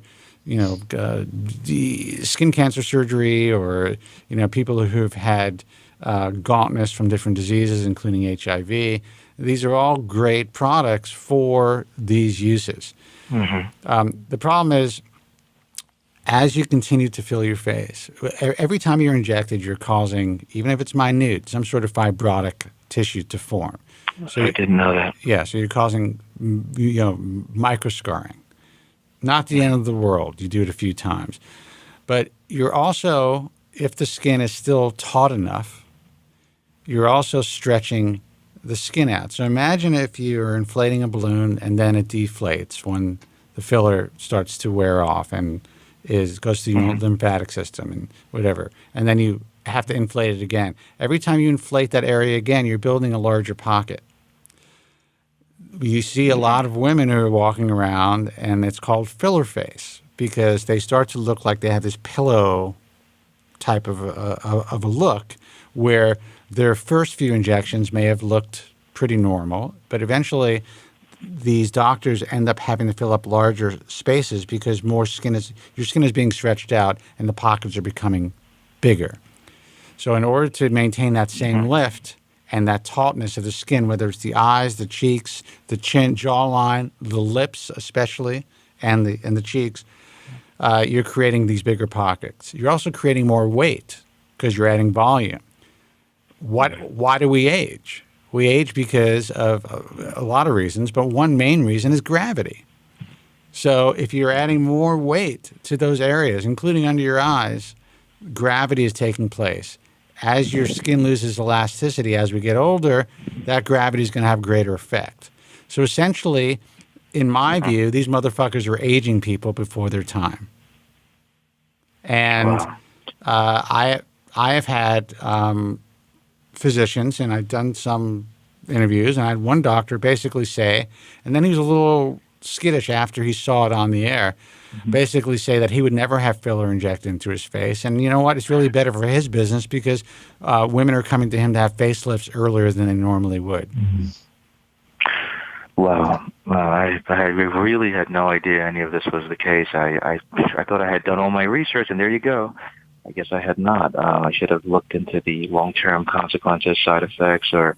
I'm not saying I'm not saying a little bit in the right. If you have enough hollowness, and you're not tightening the skin too much, you'd probably be okay. But you really have to be in my view, the perfect candidate to have filler done. All these young girls who are getting their lips done, what do you think is happening to their lips? They're stretching their lips. They're stretching that tissue. They're creating larger pockets. By the time they're 40 years old, they're going to have their lips surgically fixed. Right. And even though those pockets, are obviously tiny pockets within the lips, you're saying that like inside the skin, that's actually a lot more stretching than outside, right? It's inside where the stretching is taking place. It's happening both. The pockets are happening inside. The stretching of the skin is happening outside. I gotcha. I did not know that. Just imagine, the people who've been obese for even just a decade of their life, and then they lose a tremendous amount of weight. That skin has to be removed. So this is the lips are a much smaller area, but if you keep injecting it, it blows up and then it contracts. It blows up, it contracts. Right. It loses elasticity. I did not know that. Gentlemen, I don't want to take too much of your time. Thank you so much. You already for that did. Info. Just kidding. Well, I just want to quickly shift things back, and again, thank you for that info, Sure. Spencer. My question is this, and I know you guys have heard a trillion questions about FUE versus FUT, but my question is it the consensus by both of you gentlemen and by most physicians that even the best FUE doctor cannot, extract, prevent transection and implant as well as the best FUT guy, or the same guy doing both procedures? Like is FUE just so much more risky, so much less chance that the quality will be as good, or is it more or less, the same? It's all experience based. Yep. Mm-hmm. That's what it is. It's about practice. Okay. It's about For years, I was on the front lines talking to patients, talking about how FUE doesn't have the growth and the survival rates of FUT, but all that started to change. I started to notice it around 2010, but it started to really change around 2008, 2009, where there were clinics that were starting to have high survival rates and to have high survival rates on a regular basis, on a consistent basis. And all this has changed for me in the way I look at it. I stopped saying that FUE was inferior around 2010, even though I was working for one of the more recognized FUT clinics in the world, I told the docs, I'm like, I can't do this anymore. I can't be telling people that FUE is so bad anymore. It's just not true. And to this day, I believe still that FUT does have, from case to case averaged out, I do believe it has a higher survival rate, a higher level of consistency. And yes, with the better clinics, not talking about the bad clinics, but just talking about, assuming that you're doing your research and you're looking at top tier clinics on both sides. But I do believe that the difference is so small that it makes no cosmetic difference whatsoever. Wow. But I will add this. Where's my camera? Everyone now is offering both. Well, the old school guys are offering both FUT and FUE. Now everyone is. Right. There was one holdout up until 2 years ago. Right. The truth of the matter is it's all based on economic pressure. So very few, I would say, have really mastered FUE. So if you're considering going to a clinic who's offering both, you better fucking make sure that, and I think most good clinics should offer both, or there should be an option for strip because strip is still needed. But you better make sure that these people have the experience that you're looking for. It's called time on tissue. And they may say that they do, but you need to do your due diligence to make sure that they do. Because there are some great names out there that are now offering FUE, who will fuck you up.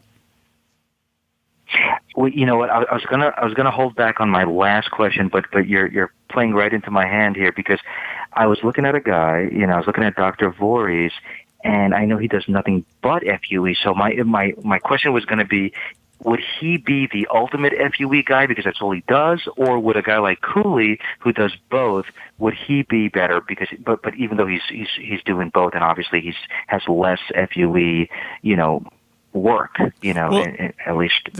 There's no ultimate. It's not ultimate FUE. I mean, yes, Voorhees has focused on FUE. However, Cooley was a relatively early adopter, meaning that he started to look into it and work with it, practice with it, and experiment with it in the early days. Yeah. Now, he didn't offer it as, he took it slowly because he wanted to learn how to do it the right way. And he did. So he is one of the few guys, I'd say, that is an old-timer. And when I say old-timer, him and I are the same age. So that have been around for a while, who was a strip guy, because that was state-of-the-art, who looked at FUE with a very open mind and learned how to do it correctly. Joe, you actually work with him very closely, so you could obviously. Well, I actually had an interview with him at the end of my documentary series on my visit to his clinic, where we sat down and we talked about this exact issue, and he goes into his history with FUE, that he was very interested in it. I think he said he was first learned of it at or saw it at the 2002 ISHRS annual meeting. I think that's when it was, and he experimented with it for several years, but never really gave it a really strong push because it was so difficult and it was such a fringe procedure. But he did continue working with it on some levels. But then I think he said around 2009 or 2010, that's when he realized, this is something I need to kick into the next level. And he's been working with it solidly ever since. Wow. Well, gentlemen, what a perfect phone call. I got all the information I needed. And Spencer, thanks for the extra info on the filler stuff. I had no idea about that. Gentlemen, you got it, guys. What you guys do is unbelievable. Please have a wonderful weekend, gentlemen. All right. Thanks a lot. Good luck. Thanks for calling. Take care. Oh, sorry, man. 888-659-3727. And yeah, guys in the chat, I know this is a hair loss show, but the guy was asking about fillers, and I thought, hey, I know something about this. Why not help him out? Come Jesus. On, guys. Patience. We're all in this together. Tolerance. You're on the air. Who's this? Hello. Hey. Hi. Yes. This is Eddie from Arizona. Eddie from Arizona. Hello, Eddie. Welcome, man. Thanks. I have a question for Joe. I know Wasn't me. Oh, great. I'll just leave. You know what? By the way, I'm going to get a cup of coffee, so I'm going to let Joe take care of this. I believe you used to work in California. What was it? Canada? Yes. At the Dr. Is it okay to mention their name? Sure, of course. Hassan Wong. Hassan Wong. So I was looking into them. Do you still highly recommend that facility? Well, it depends on what you want to do. I mean, I don't highly recommend anyone like on a blanket. Okay. As a blanket question, it depends on what you want. FUT. Yeah, sure. Specifically, I was thinking Dr. Hassan. Yeah, I mean, look, I look at what's on my head. I mean, I don't know if you're watching the show, but I've had 9 surgeries, and 7 of them were with Dr. Wong. So, I mean, he's obviously got a shoehorn space for life on my website because, I owe him everything, and they're both extremely skilled. Absolutely. So, yeah, I mean, it's easy. Absolutely. I just want to make sure I can't go wrong with either one. And I know you're an anomaly. It's like you have that many procedures. No, I am an anomaly, and let me back up on this. You can go wrong with either one. I gotta stress this because every doctor that you're looking at, that you're doing your research on, I don't care who it is, they all have patients. At least one, at least 5, I think. Spencer says at least 1. I say at least 5. Mm-hmm. Every top tier, top shelf, number 1 doctor. I mean, the point is to has say patients that are unhappy. The point is, when I say at least 1, I mean it's just Were you getting some coffee? I just got some coffee. I could say at least 10. I don't know how many exactly, but obviously the whole point is everyone has a patient who believes they've been fucked up. Yeah. Mm-hmm. That's it. And so when I say this to about your statement, I can't go wrong with either one. Yeah, you can. You got to know what you want, and you have to explain it to them. Don't look. I've seen guys walk into different clinics and say, "You're the expert, doc. You just do what you do." Mm-hmm. Fuck no. No, never ever say that, because you'll get what you want, or you'll get what you're asking for, which may not be what you want. Always go in with a plan, and it's up to them to convince you that your plan is wrong, and to show you why, or to talk to you about why, and to educate you based on what they feel is best for your case. You don't have to accept it, but I mean, it's all about choices. Dude, from the very beginning. I went to, and Joe knows this, but in one day I went to 2 doctors. Actually, 2. But I went to 4 of the most well-known 2 endodontists and 2 periodontists in Beverly Hills. People travel to this area to see at least one of these guys, stay at the Peninsula Hotel, to have implants put into their, if they're losing a tooth. I had a problem with my tooth, and these guys were like, "We need to, you should pull that tooth." Mm-hmm. I'm like, I don't know, man. It's something doesn't sound right. I mean, surgeons want to do surgery, so I found a dentist. And happened to be a dentist that I've been going to for a very long time. She was like, "You don't want to pull that tooth. All you have to do is this, this, and this, and we could make sure we could save it, fix it. You have no problem."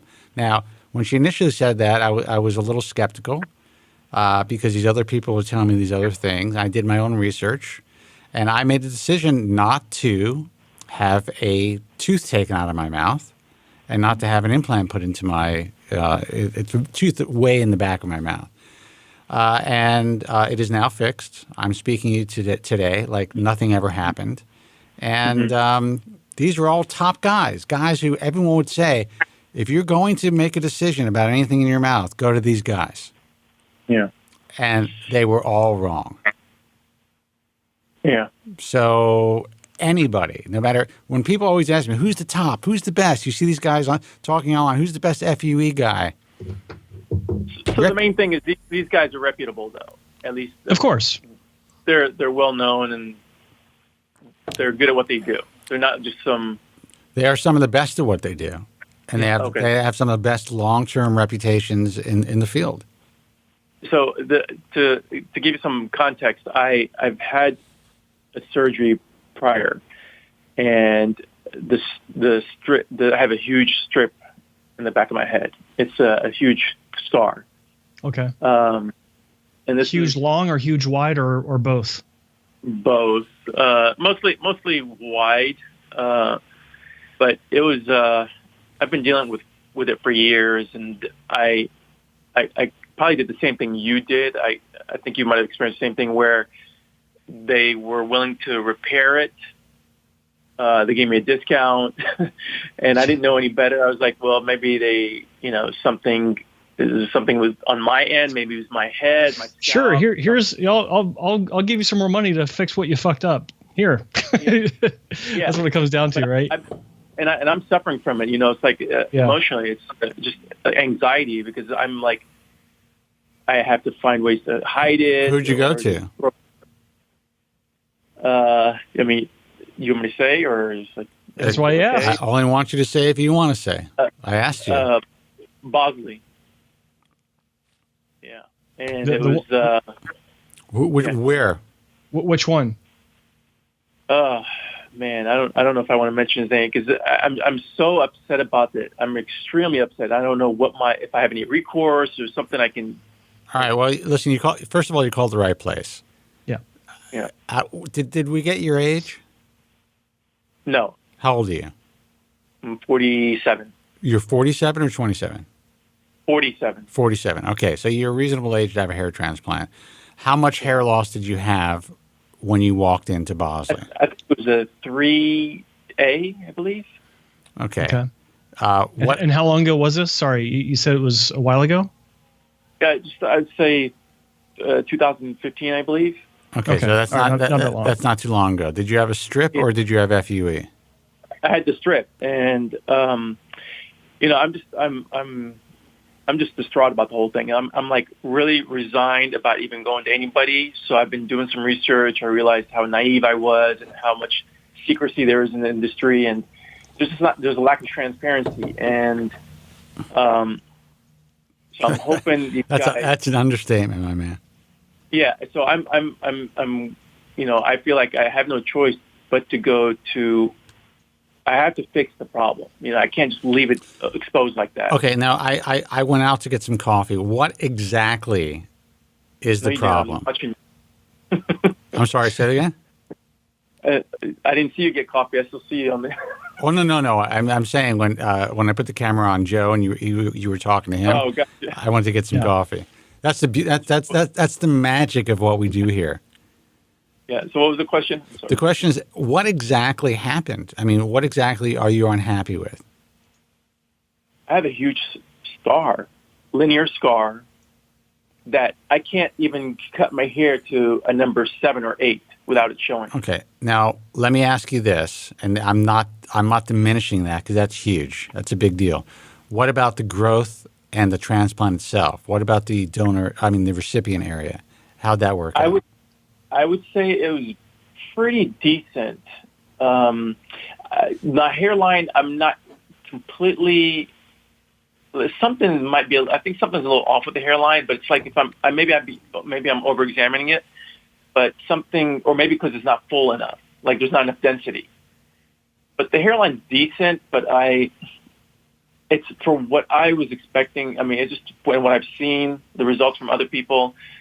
It's a complete failure. So I'm overall, I think I would have never, if I could do it all over again, I would never take it on. Okay. I would just go bald. I mean, because it's not worth the anxiety and the huge scar in the back. I mean, I'm trying to cover what's missing in the front. Now I have to cover up what's missing in the front and in the back.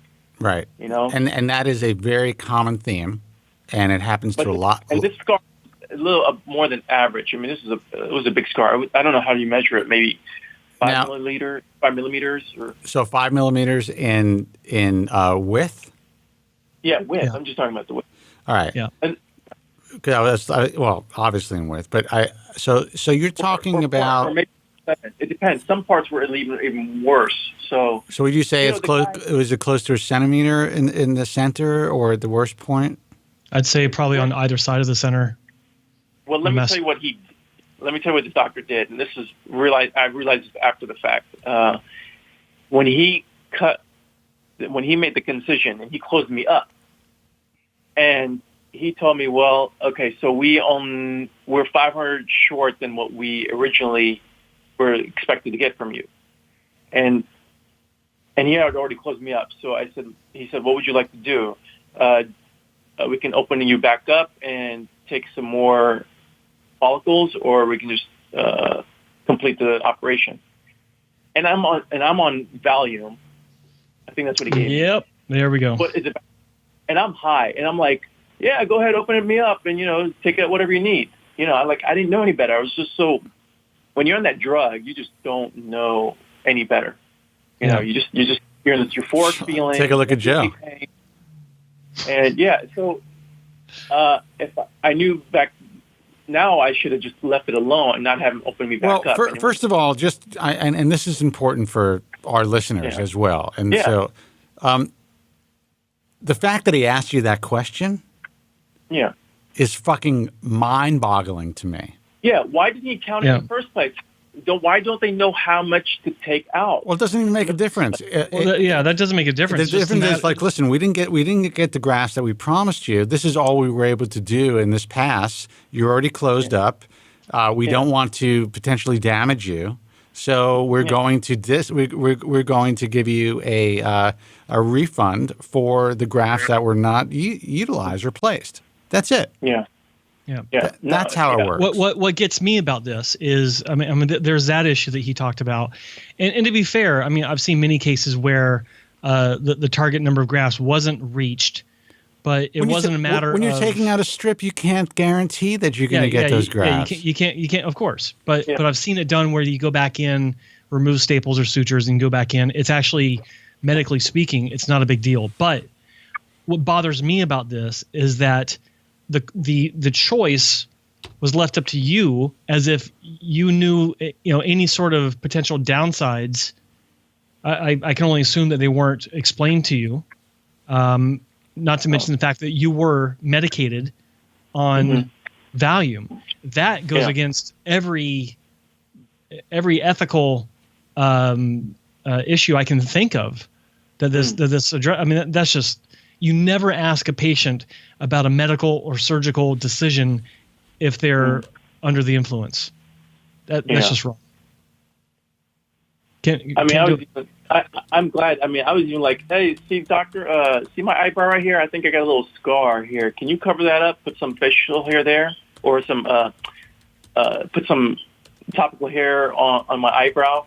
That's how high I was. It's like, I'm glad he didn't do it.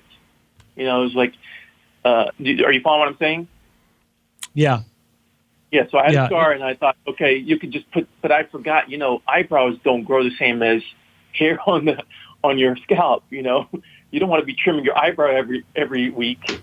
Well, right. I mean, here's the thing. Eyebrow transplants can be incredible if you're willing to trim them. There are people who are very deficient in eyebrows, and it frames their face, and they're willing to do that, But I'm coherent. I was like, I'm just trying to explain like how I wasn't like myself. Right. No. I completely understand that aspect of things, and that's the sad part of all of this, because what you are describing is more common than the industry or most young consumers or new consumers to this field even not comprehend.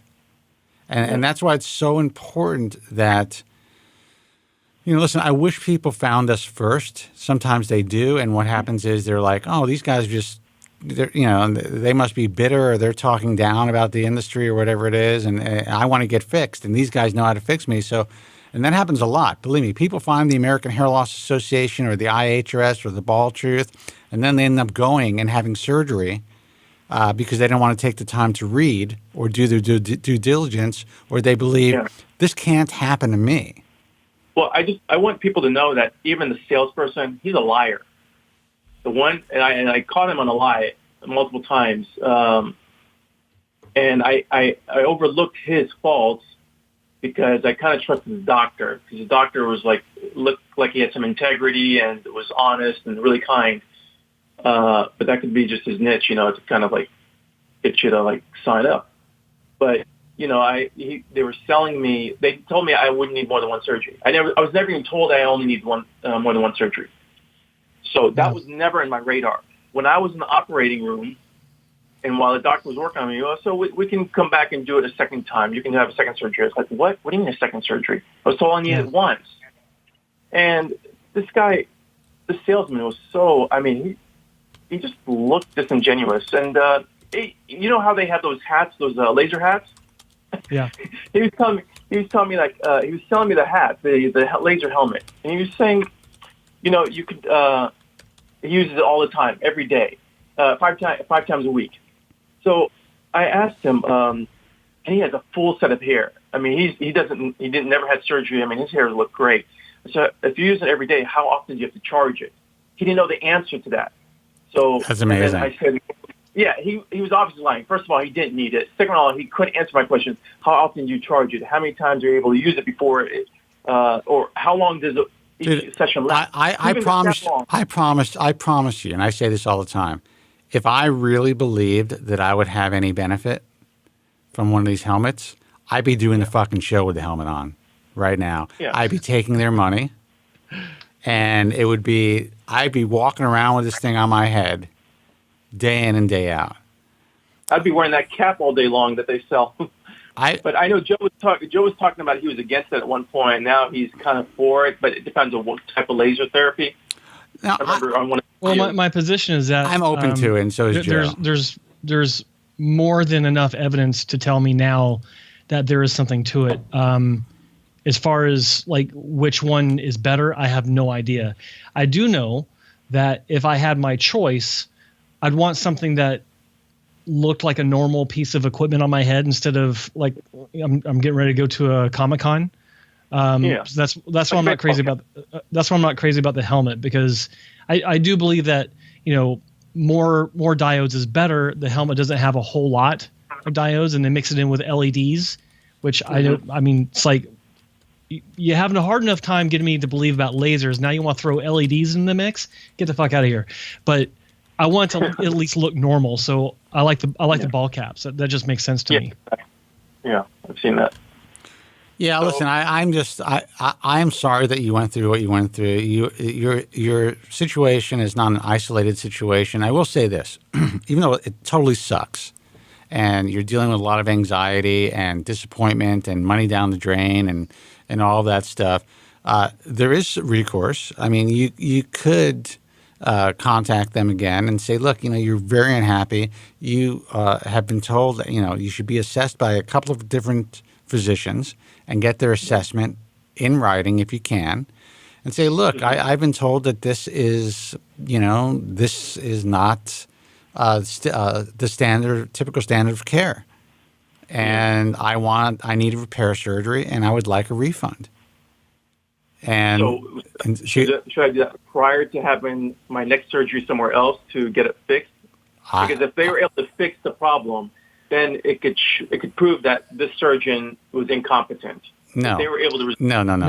You don't want to. You want to have the evidence before you go and fix the problem. That that you had several consultations. This is what you were told. See if doctors are willing to put it in writing. And then, or just say, would you mind putting your assessment in writing? We don't have to mention any names. Mm-hmm. You go back to the salesperson or go back to the company and say, look, I need to get this repaired. This is what's been told to me. I would really appreciate a refund. And then they may send you to legal. They may not. But there are, and it may. And let me interject. It may be a good idea that when you do have these consultations with other clinics, to not mention who the clinic was that you went to for this, so that there can't be any sort of claim of bias against the doctor that gives any sort of opinion. That's fucking great advice, by the way, Joe. That is brilliant advice. That's why I'm reluctant to give even you guys who did it. I mean, I said already too much, but there's so many Bosley doctors, so it's not like there's so many Bosley doctors and so many Bosley patients, and no one knows who the fuck you are. This is a radio show. Yeah. I mean, the thing is, whenever you see those Bosley commercials, they never show you. I don't remember them ever showing the back of the hair, back of the scalp. Well, I will tell you that Bosley has, now they have a lot of good results out there as well. It really depends on the doctor and the staff that you go to. The problem is the way that they sell is that they are the most experienced hair transplant company in the world. Now, who's the most experienced? Which doctor is the most experienced? Which staff member is the most experienced? If you come out here to Los Angeles and have a hair transplant by one of the doctors here with their staff, there's probably a much greater chance that you're going to have a good outcome than in some other locations. That's just the way that it is. Now, their commercials are slick. They always have been. They're slicker now than ever. Their main marketing guy now is an old school direct-to-consumer marketer who I actually met with when they wanted to do some work together. And nice guy, smart guy, but honestly, in my view, really has no clue about this industry. But what he does have a clue is on how to sell shit. And he's good at it. And their newest infomercial and their 2-minute commercials are slick as hell. So they could show the back of people's heads, no problem. There are plenty of patients out there that are happy with Bosley results. However, based on their old track record and just based on volume, there are plenty of patients just like you. So you won't be identified by this program, believe me. No one's going to. You're just another unhappy patient from this clinic. Yeah, and I tried. We were talking about finasteride. I was having side effects from that finasteride.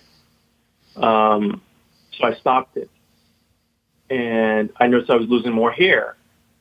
And so the doctor said, "Okay, well, you can take half a pill. Half a milligram." Right.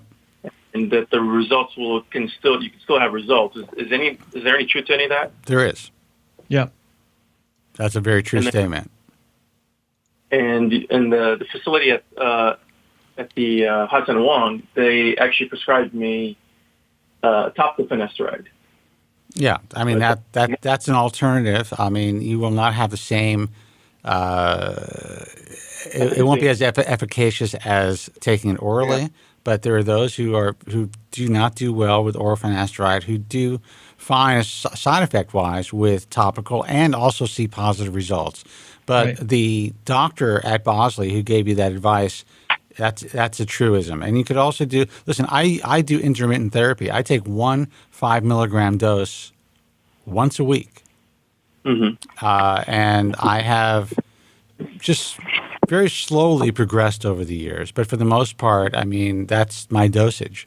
So, I mean, yeah, there are guys out there that will take 1/4 of a 1 milligram dose every other day and avoid side effects and still see results. Yeah. But as far as now, they're not going to be able to prescribe me any more topical finasteride because the FDA won't allow them to ship it across the border. You can get topical finasteride. You can get it anywhere. Anywhere. Yeah, but they have their own concoction, so to speak. So you don't want to just buy any topical finasteride because you don't know what. That's true. That's true. But anybody recommend that you highly recommend? Well, look, I think I actually did a video on this on my YouTube channel under the hair transplant class. It's just like with surgery, research, what people are using and ask them if it's any good. And go to wherever they're getting it, like whatever compounding pharmacy they're ordering it from. There are several that are supposed to have some sort of formulation that's effective. I know Dr. Bauman's got what's it called, M82? I think it's 82M or 82M. Yeah. Who's that? Dr. Alan Bauman. He's an IAHRS accepted member, and he's got a formulation that I believe one of the members in the chat room right now uses, and he likes it. I've heard from others that like it. Okay, how do I get this in? Just go to IAHRS.org and look for Dr. Alan Bauman. He's in South Florida, Boca Raton, and you can contact him through that website. Okay, I'll check that out. Yeah. So I don't know what to do right now. I feel like I want to get the surgery done as soon as possible because I'm tired of dealing with this. But you're saying I should contact Bosley and see what they can do first? Well, no. Here's the thing. You don't want to get anything done just because you are trying to get this over with. This is a situation that you're in now that you're going to have to just become zen with and work in a way that's going to really be in your best interest. You don't want to just do anything hastily. The desperation that we're hearing in your voice is going to set you up for another possible disaster. Yeah. I'll tell you right now. Hair transplant consultants in general suck, and they will see you coming a mile away. All right. So you need to gather yourself together between your ears, get yourself straightened as far as doing your research, and don't have I say this knowing that it's extremely difficult to do this. It's much easier to be said than done. Of course. But get yourself sorted with your emotions about how you're dealing with this. Understand that in the grand scheme of things, there are people that have much worse conditions that they're dealing with than you are. It's all relative, and I understand that. But what I'm saying is you need to chillax and take this. Look at the long game on this. Play the long game, not the short game. Getting it fixed as soon as possible, that's a bad idea. Play the long game. Do your research. Be calm. Be zen, as Spencer said. I like that. Be zen about this, and use your head. And my advice is, honestly, this is going to cost you more money to repair. I would do whatever I can to let the company that you believe screwed you up know that this is what has to be done, and you would like a refund. There is a good opportunity. What if they want to do the repair through another Bosley doctor? No, just say no. Say I can't trust you guys at this point. I have chosen another physician. I would like a refund. Yeah, that's it. And then there's recourse. You actually have recourse, and you have to understand that we live in a Yelp society, a online forum society. And these companies know that. So they would much rather just satisfy you. Yeah. You go in there and you act as a rational human being. Once they see that you're irrational, then they got you by the balls. Yeah. Okay. Then you're talking about all kinds of issues that you can deal with, including having to deal with their lawyers. Act rationally, say this is what you want to do, and you really would prefer to have a refund. At least a partial refund, depending on your situation, and I can't assess that for you. Yeah. And that you need to get repair work. That's it. Yeah. And a good way to go about that is to actually go to them with written assessments of your current situation and what it's going to cost to repair. Yeah. And they've got all the pictures. They have all the evidence. They know exactly the results. They don't have any evidence. That evidence can go away. They don't have shit. They gave me copies of everything. Well, that's great. You have their copies, but don't expect them to have anything. Of course, they're going to want to fight. What you want is images taken by physicians that you consult with about your situation. Physicians or just any physician? I mean, any practitioner? No. Hair transplant surgeons that you're considering having repair work done by. Got it. Okay. Yeah. and get their assessment. You do not have to. Do not. Joe's advice is great. Do not say where you went. Say you prefer not to say. Mm-hmm. And this way, you will get a completely honest assessment. And the doctor, if he's a decent guy, he could even write that he was not told the name of the clinic or the physician. Mm-hmm. Have that in writing, so there's no bias. Yeah. You get a couple of those. This is what it's going to cost me to fix this mess that you guys gave me. I want to get it fixed. What can you do for me? And there's a very good chance that they will make you an offer. You know what's really upsetting?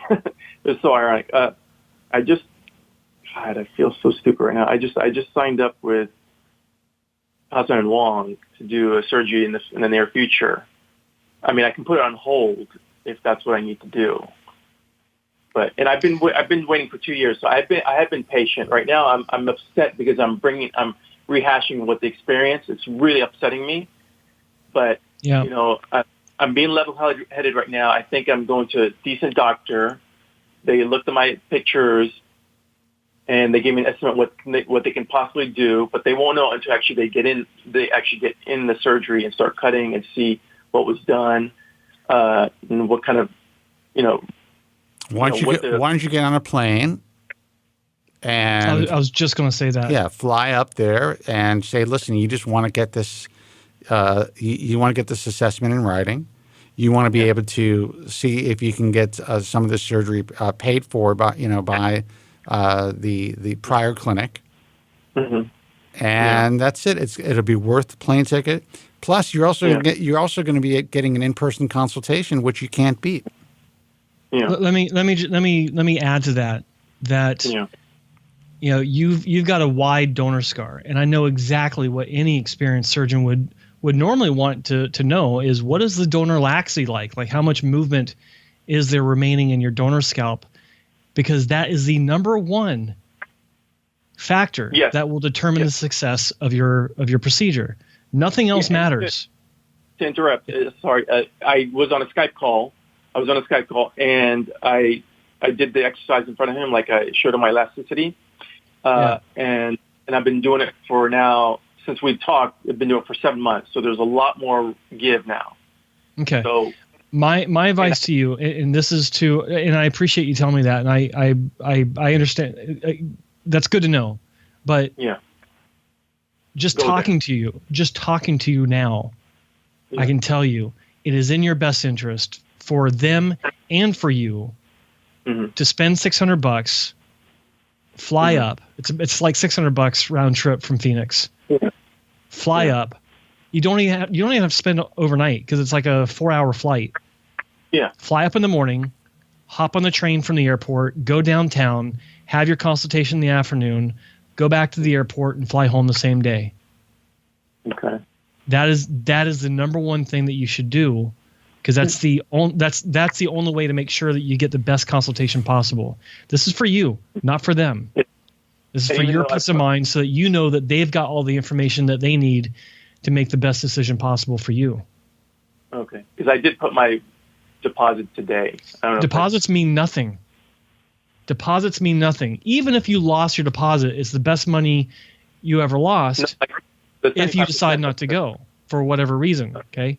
But the deposits are relevant. You still have every right to hop on a plane and go see them to get an in-person evaluation. I think there's no other way in your case.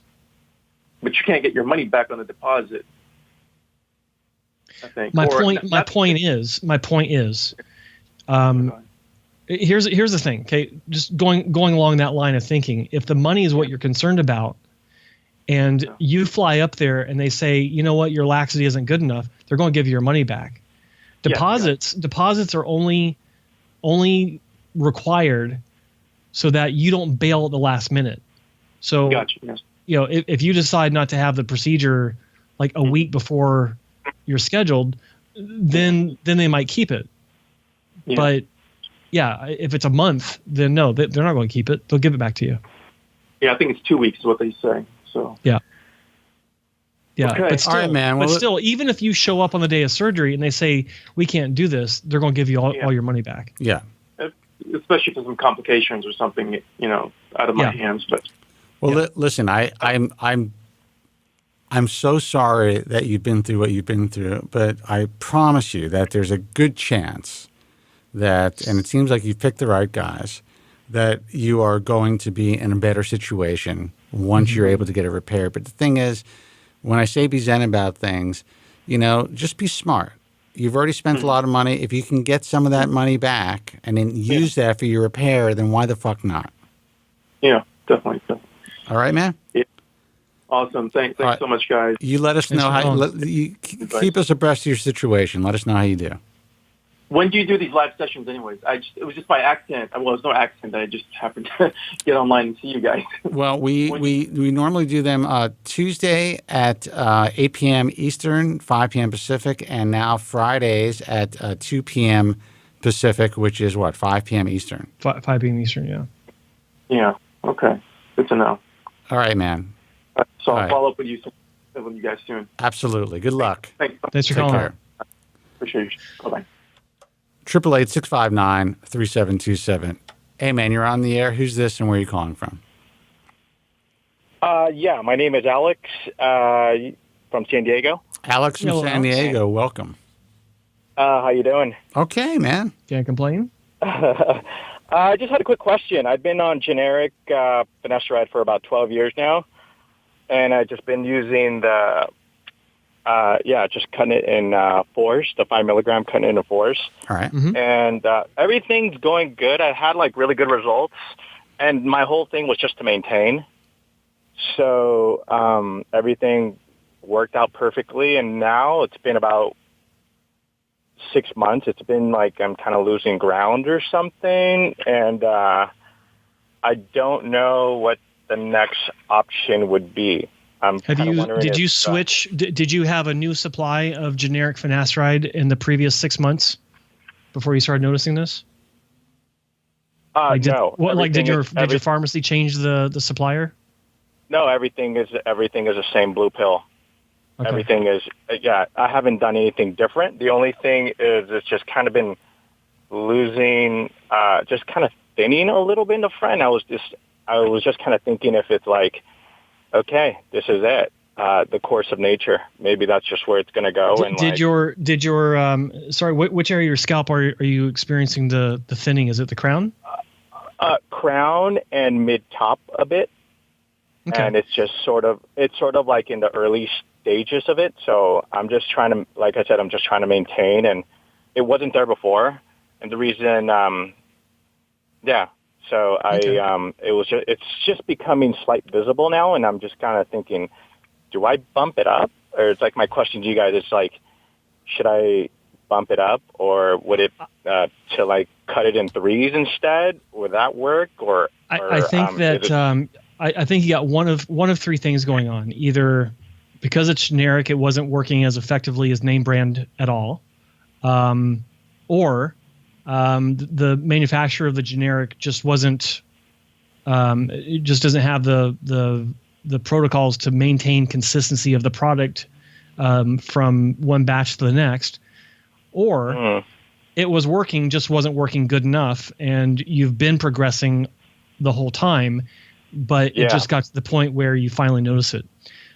In my opinion, and Spencer may have a different one, but who knows, but my opinion, I think that the only thing that you can do to make sure that you're getting the real deal is to switch to name brand Proscar, not Propecia, because Proscar is the 5 milligram.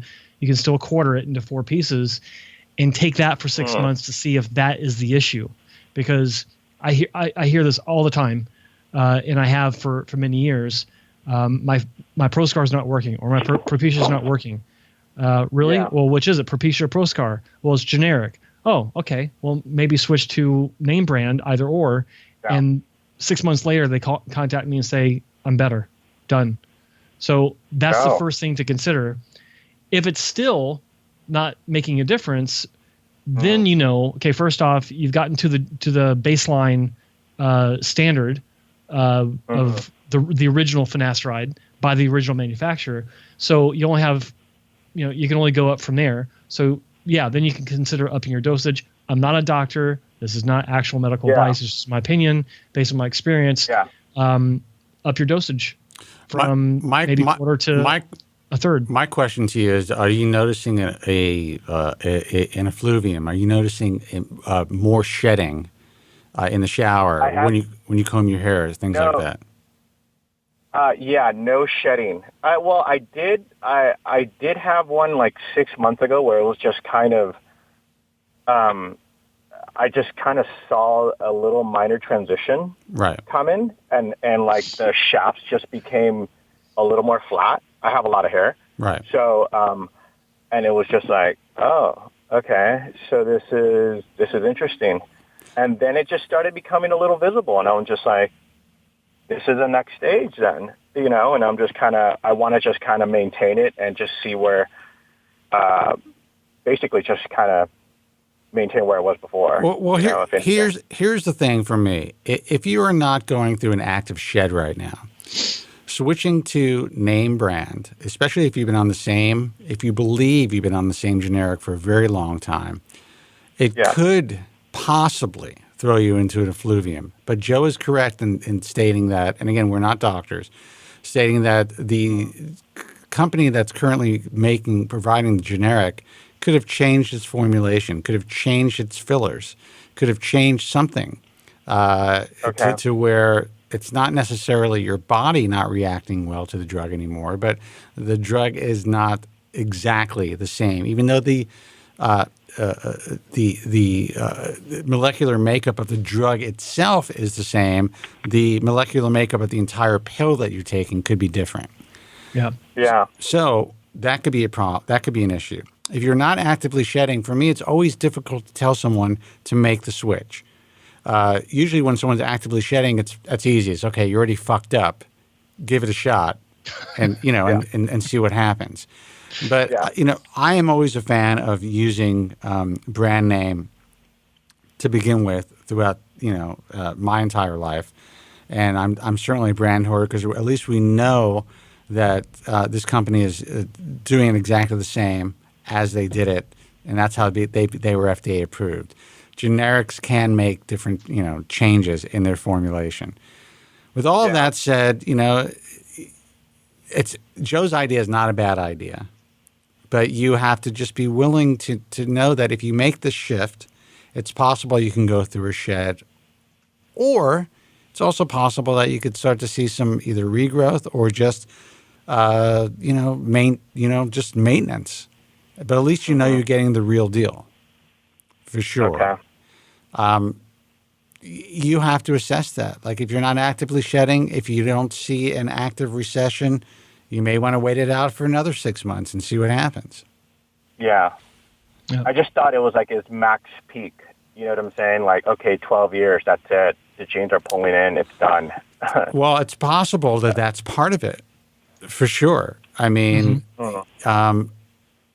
and it's also possible that raising your dosage, you have to talk to your doctor about this, increasing your dosage can benefit you. But like Joe said, it's always best, in our view, to go on to use name brand, and then if you're going to increase your dosage, increase with name brand. But it's a tricky thing. And again, we're not doctors. I mean, I hate to tell people to make any moves if they're not actively going through a process. Right. Yeah. Okay. Yeah, no, that's it. So, just kind of wondering if that extra, if the next year, or if I try the brand name and then I just maintained, or just wondering does it going up in the dose matter?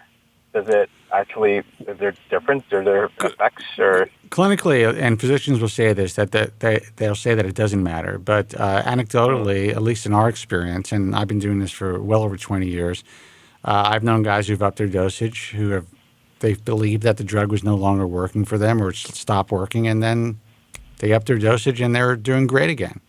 Mm-hmm. Oh, damn. So, I mean, I believe it's dose dependent, but that's my belief as a layman. And, it's mine as well. It's not medical advice, but based on the tremendous wealth of experience both Joe and I have in this field, speaking to thousands of, if not, I have no idea how many people I've spoken to in the last 20 years. That seems to be the case. That's awesome. And what are your thoughts on Avodart? That's just out of the question, huh? No, I don't. It's not out of the question. It's just I think that it's a last resort. Yeah. So if after switching to name brand, after upping your dosage, if all that doesn't work, then you always have Avodart, and you could talk to your doctor about that. Yeah. Yeah, definitely. All right, man. Listen, we're going to take another call and probably wrap it up in a few minutes. But I wish you the best of luck. It's not over till it's over, and it's very possible that you can maintain what you have for a long period of time. Hey, I just want to say thank you guys for everything. Oh, no worries. You got it, man. That's what we're here for. Glad to help. Take care. That's awesome. Okay. All right. Thank you. Bye-bye. Jeez, I'm tired. 888-659-3727. Let's take this call. Hey, you're on the air. Who's this and where are you calling from? Miguel, San Diego. Miguel, welcome. Another San Diego, second in a row. Yes. How you doing, Miguel? Good. How are you guys? Good. I just wanted to share my experience, very anecdotal. I got my first procedure when I was 31, local doctor. I think she's retired, so I'm not even endorsing on anybody or anything. But I got 2 procedures 1 year apart. My results were great. She diagnosed, she prescribed finasteride, and I took it from age 32 to about age 38. Was the last name Khan? It's a lady doctor, Frost. I don't know. It used to be called something like Laser International something.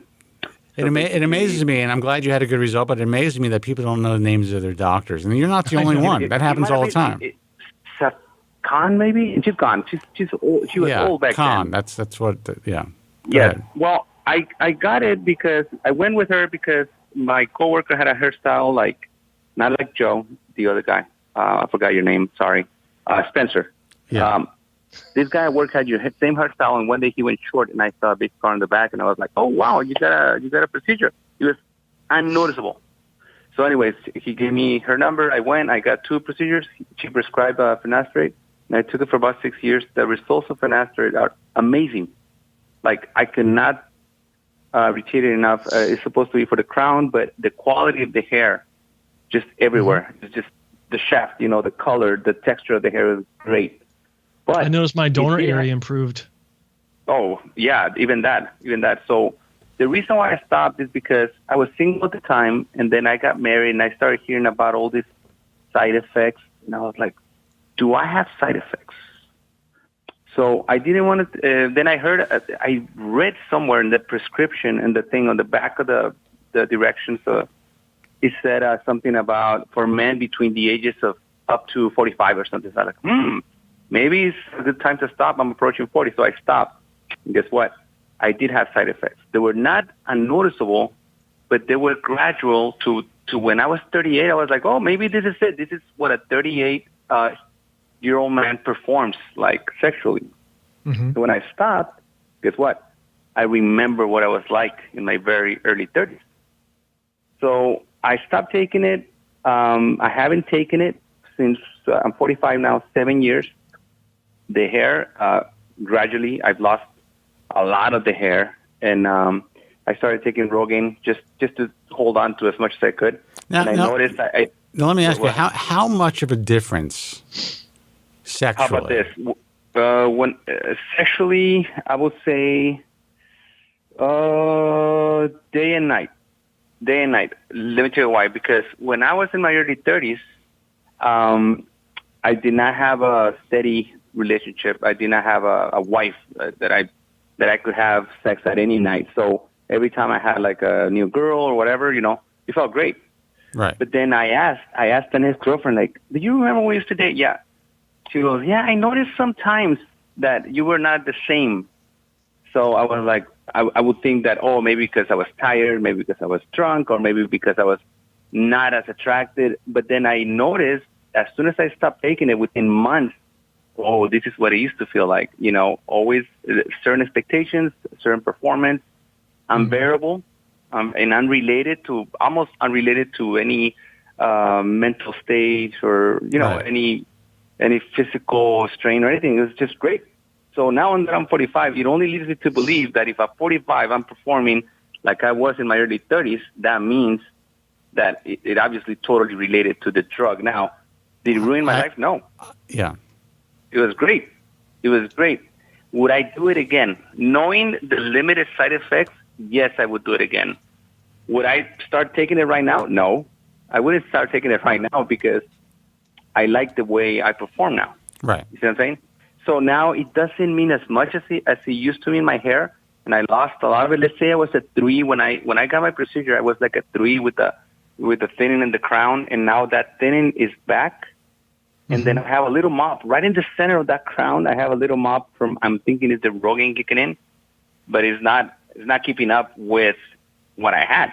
But it doesn't matter. Now, my question to you guys was, in your experience, I'm thinking, am I done with the big impact of hair loss at age 45, or am I gonna, like, I don't know how to say this. Is it gonna be like a fast process like it was when I was younger? Because I noticed my hair loss started, like, I never had a lot of hair, but I noticed about 25, I started getting like a receding hairline, then the little crown, and then at age 31, like everybody Your knows loss now, can kick in and become aggressive tomorrow or 5 years from now, or not at all, and just continue to be gradual.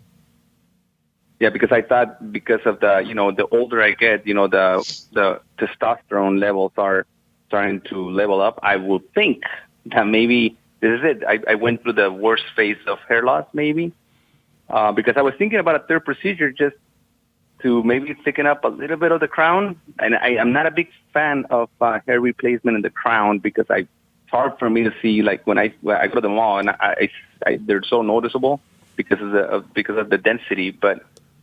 I wonder if it's an option for somebody my age.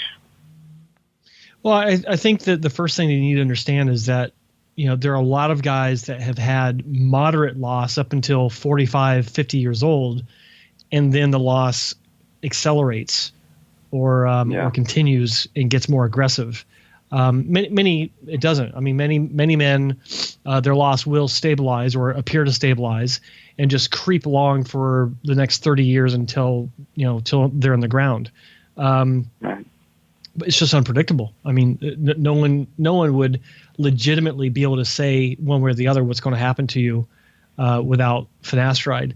With Rogaine or with minoxidil, if you're still using that, then that can slow the process. But I mean, is it safe to get a hair transplant? A third one? Is it ever safe? I mean, you're always taking a gamble for several different reasons. I think that at your position now, where you're just kind of thinking about it, I'd encourage you not to, because it could potentially be more hassle than it's worth at this point. Right. Yeah, that's what I'm thinking. I'm older. It doesn't mean as much as it used to. But obviously, everybody wants to hold on to as much as they can, Of course, yeah, and I get that. I mean, and there's nothing wrong with that. It's just, if you can accept the way things are now, then do so. Save your money. Look, your dick is hard. You're married, and you're not as upset about your hair loss. You win. Thanks, guys. That's it. You win. You're in a good position. So I would say that you made the right decision for you. As far as getting off finasteride. And a year later. I wouldn't, listen, surgery's always going to be there. So you could, in 5 years, you could be like, shit, maybe I need something else done. And in 5 years, maybe we're going to have something better. Or not be around. Say that again? Well, yeah, you could be dead. Right. Exactly. That's $10,000 you could have left to your family instead. That's right. Right.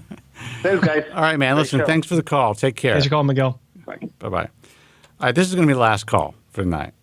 All right? I'm down with that. All right. Hey, you're on the air. Who's this and where are you calling from? Hey, guys. What's going on? It's Nico from New York. Hey, what's happening, Nico. man? Hey, Joe. Thanks for all your time. And just this Nico. Let you guys, Okay. What's that? I said, this Nico. Yeah. Yeah, right.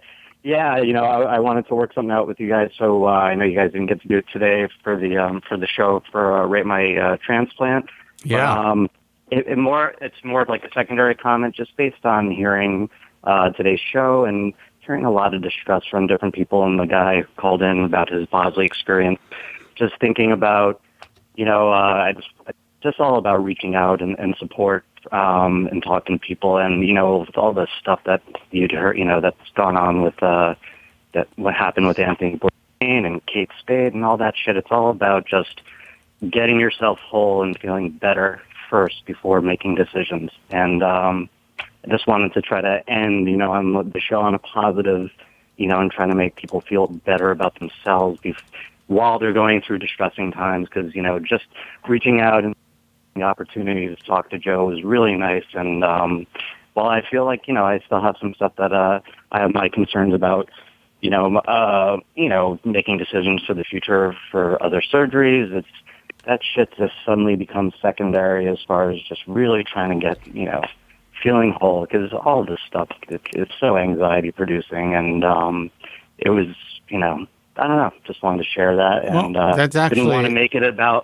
about me. You know what I mean? Just for everyone who's calling, and you hear so much anxiety, and I just wanted to share that for whatever reason and not make it about. And I appreciate you sharing that, because that's a really important point. And we always talk about life after hair loss. And, one of the reasons why I decided to do this and make this my career is because of the pain and the anxiety, the anguish that I went through, especially as a younger man, and having no one to be able to relate to or speak with about this, and knowing after doing all of my research how dangerous the industry was and how vulnerable and how easily taken advantage of, especially young men are in this field. You mentioned Anthony Bourdain, and you mentioned, what's her name? Spade. Kate Spade. Kate Spade. And yeah. One thing I try to tell people is,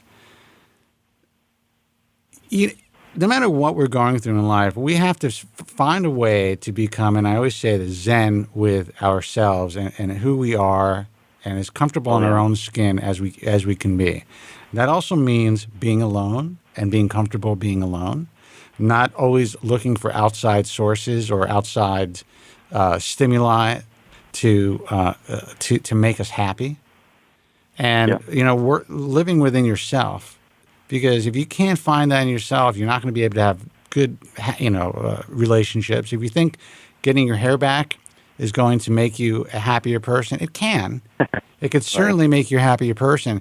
But if you're fucked up for other reasons, that's just, you're going to be maybe less fucked up, but you're still going to be a fucked up person with better hair. Right. And that's what it boils down to. I know a lot of guys who've had great hair transplants. I'm not talking about you, Joe, who are really fucked up guys, who are just, they thought they thought that was their problem, but that wasn't their problem. That was part of their problem. That was making their problems worse. But, that's not why they're fucking alcoholics or drug addicts, or that's not why they're abusing people in their lives. I mean, that's not why they're abusing themselves in some way. I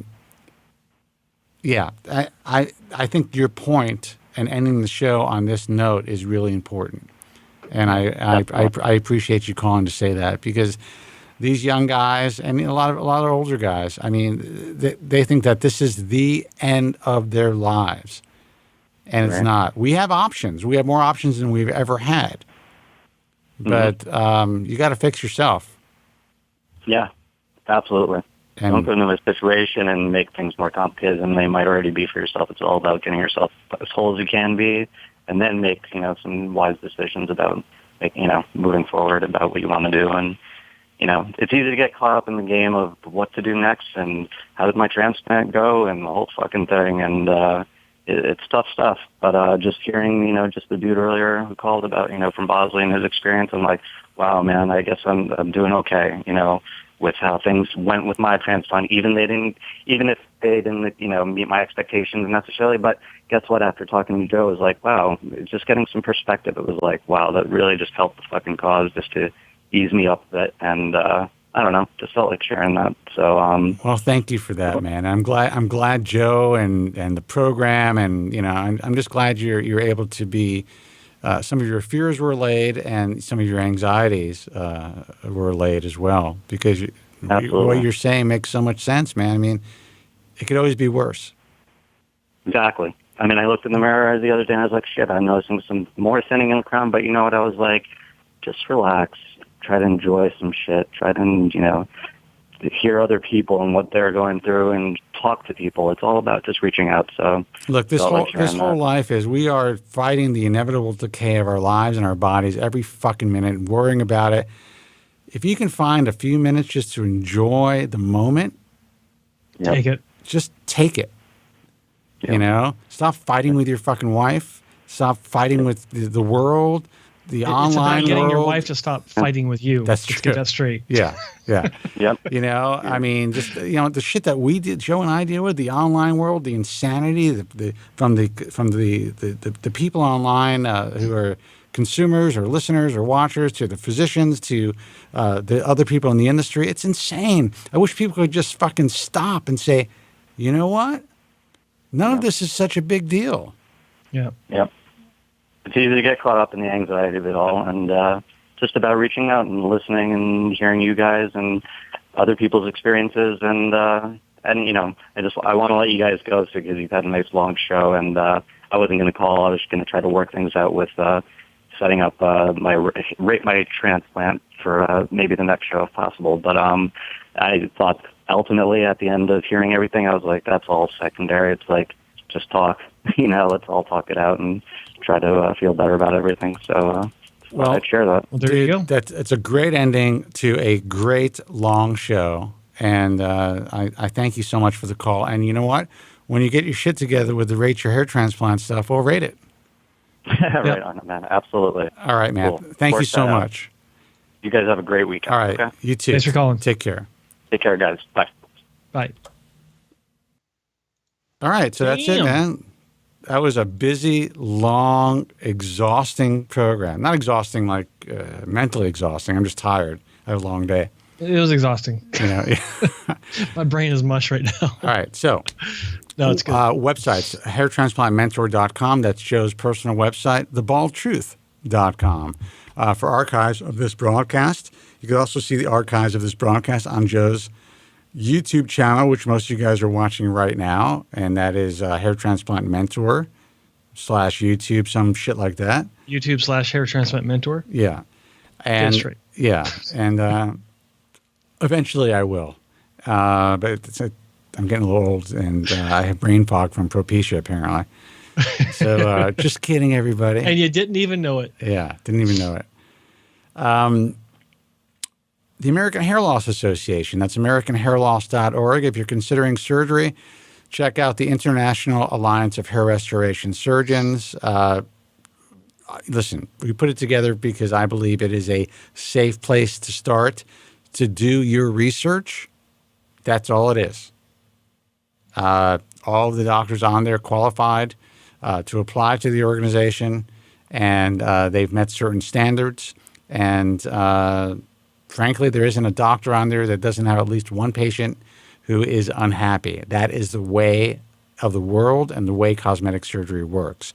So do your due diligence. Also, are we on Hair Loss Experiences right now? We are on Hair Loss Experiences. And just like every broadcast, I'd like to throw out a big thank you to Hair Loss Experiences. Forum based in the UK, primarily UK focused, but being the web, everyone has access to it. There's lots of great information that can apply to a lot of people that visit it. The administrator of Hair Loss Experiences is a hair loss sufferer like all of us. He's had his own hair transplant experiences, some good, some bad. So he knows his shit. He understands. He helps a lot of guys behind the scenes as well. And just good people over there. And we certainly appreciate them allowing us to stream live on their platform. Good people and normal people. Normal people, yes. And that's very difficult to find in this fucking field. You guys would be shocked at how difficult it is to find normal people. And also Guys from Queens. Check out the Guys from Queens network, guysfromqueens.com. They have some really great programming like What the Tech, Matt Men, and some other great shows. They are the official syndicator of The Bald Truth. I want to thank everyone who is listening to the program, because I am also streaming through iTunes Radio, iHeartRadio, Stitcher Radio, and all the other streaming sites for audio. You can download the podcast on iTunes. Just look up The Bald Truth on iTunes. Check out the podcast as well. So if you want to listen to this broadcast in your car, on your iPhones, I was going to say iPods, iPhones, or MP3 players. They still have MP3 players? I think so. Yeah. There's like 3 left at Best Buy in the back room. Yeah. You can download The Bald Truth. We'll be starting to upload these broadcasts more frequently. You can blame me for that. I'm just so busy. 2 live programs a week, plus all the other stuff that we're doing online, Facebook, this, that, the other thing, all the stuff behind the scenes. I have neglected to upload some of the broadcasts, but that's going to end. We're going to start doing that on a regular basis. Don't forget clips of this show, or not this show yet, but other shows are also available on our sister YouTube channel, Hair Transplant Podcast. Oh yeah, guys, go there and subscribe to that right now. Do us a favor, because if you do that, then Joe will start to put up the clips. That would help. Yeah. Yeah, and they're strong, compelling clips. Important information for anyone trying to make a decision. I promise you, that poor guy who called from Bosley, if he saw a couple of those clips on that channel, probably would have reconsidered surgery. Yeah, well said. So until next time, be strong, God bless, and thank you so much for listening. Thank you very much. I'm sorry for any inconvenience you may have been put to prior to the program, and I'm glad you enjoyed it. And if you could now leave by the exits at the rear, that'd be splendid. Thank you. Good night.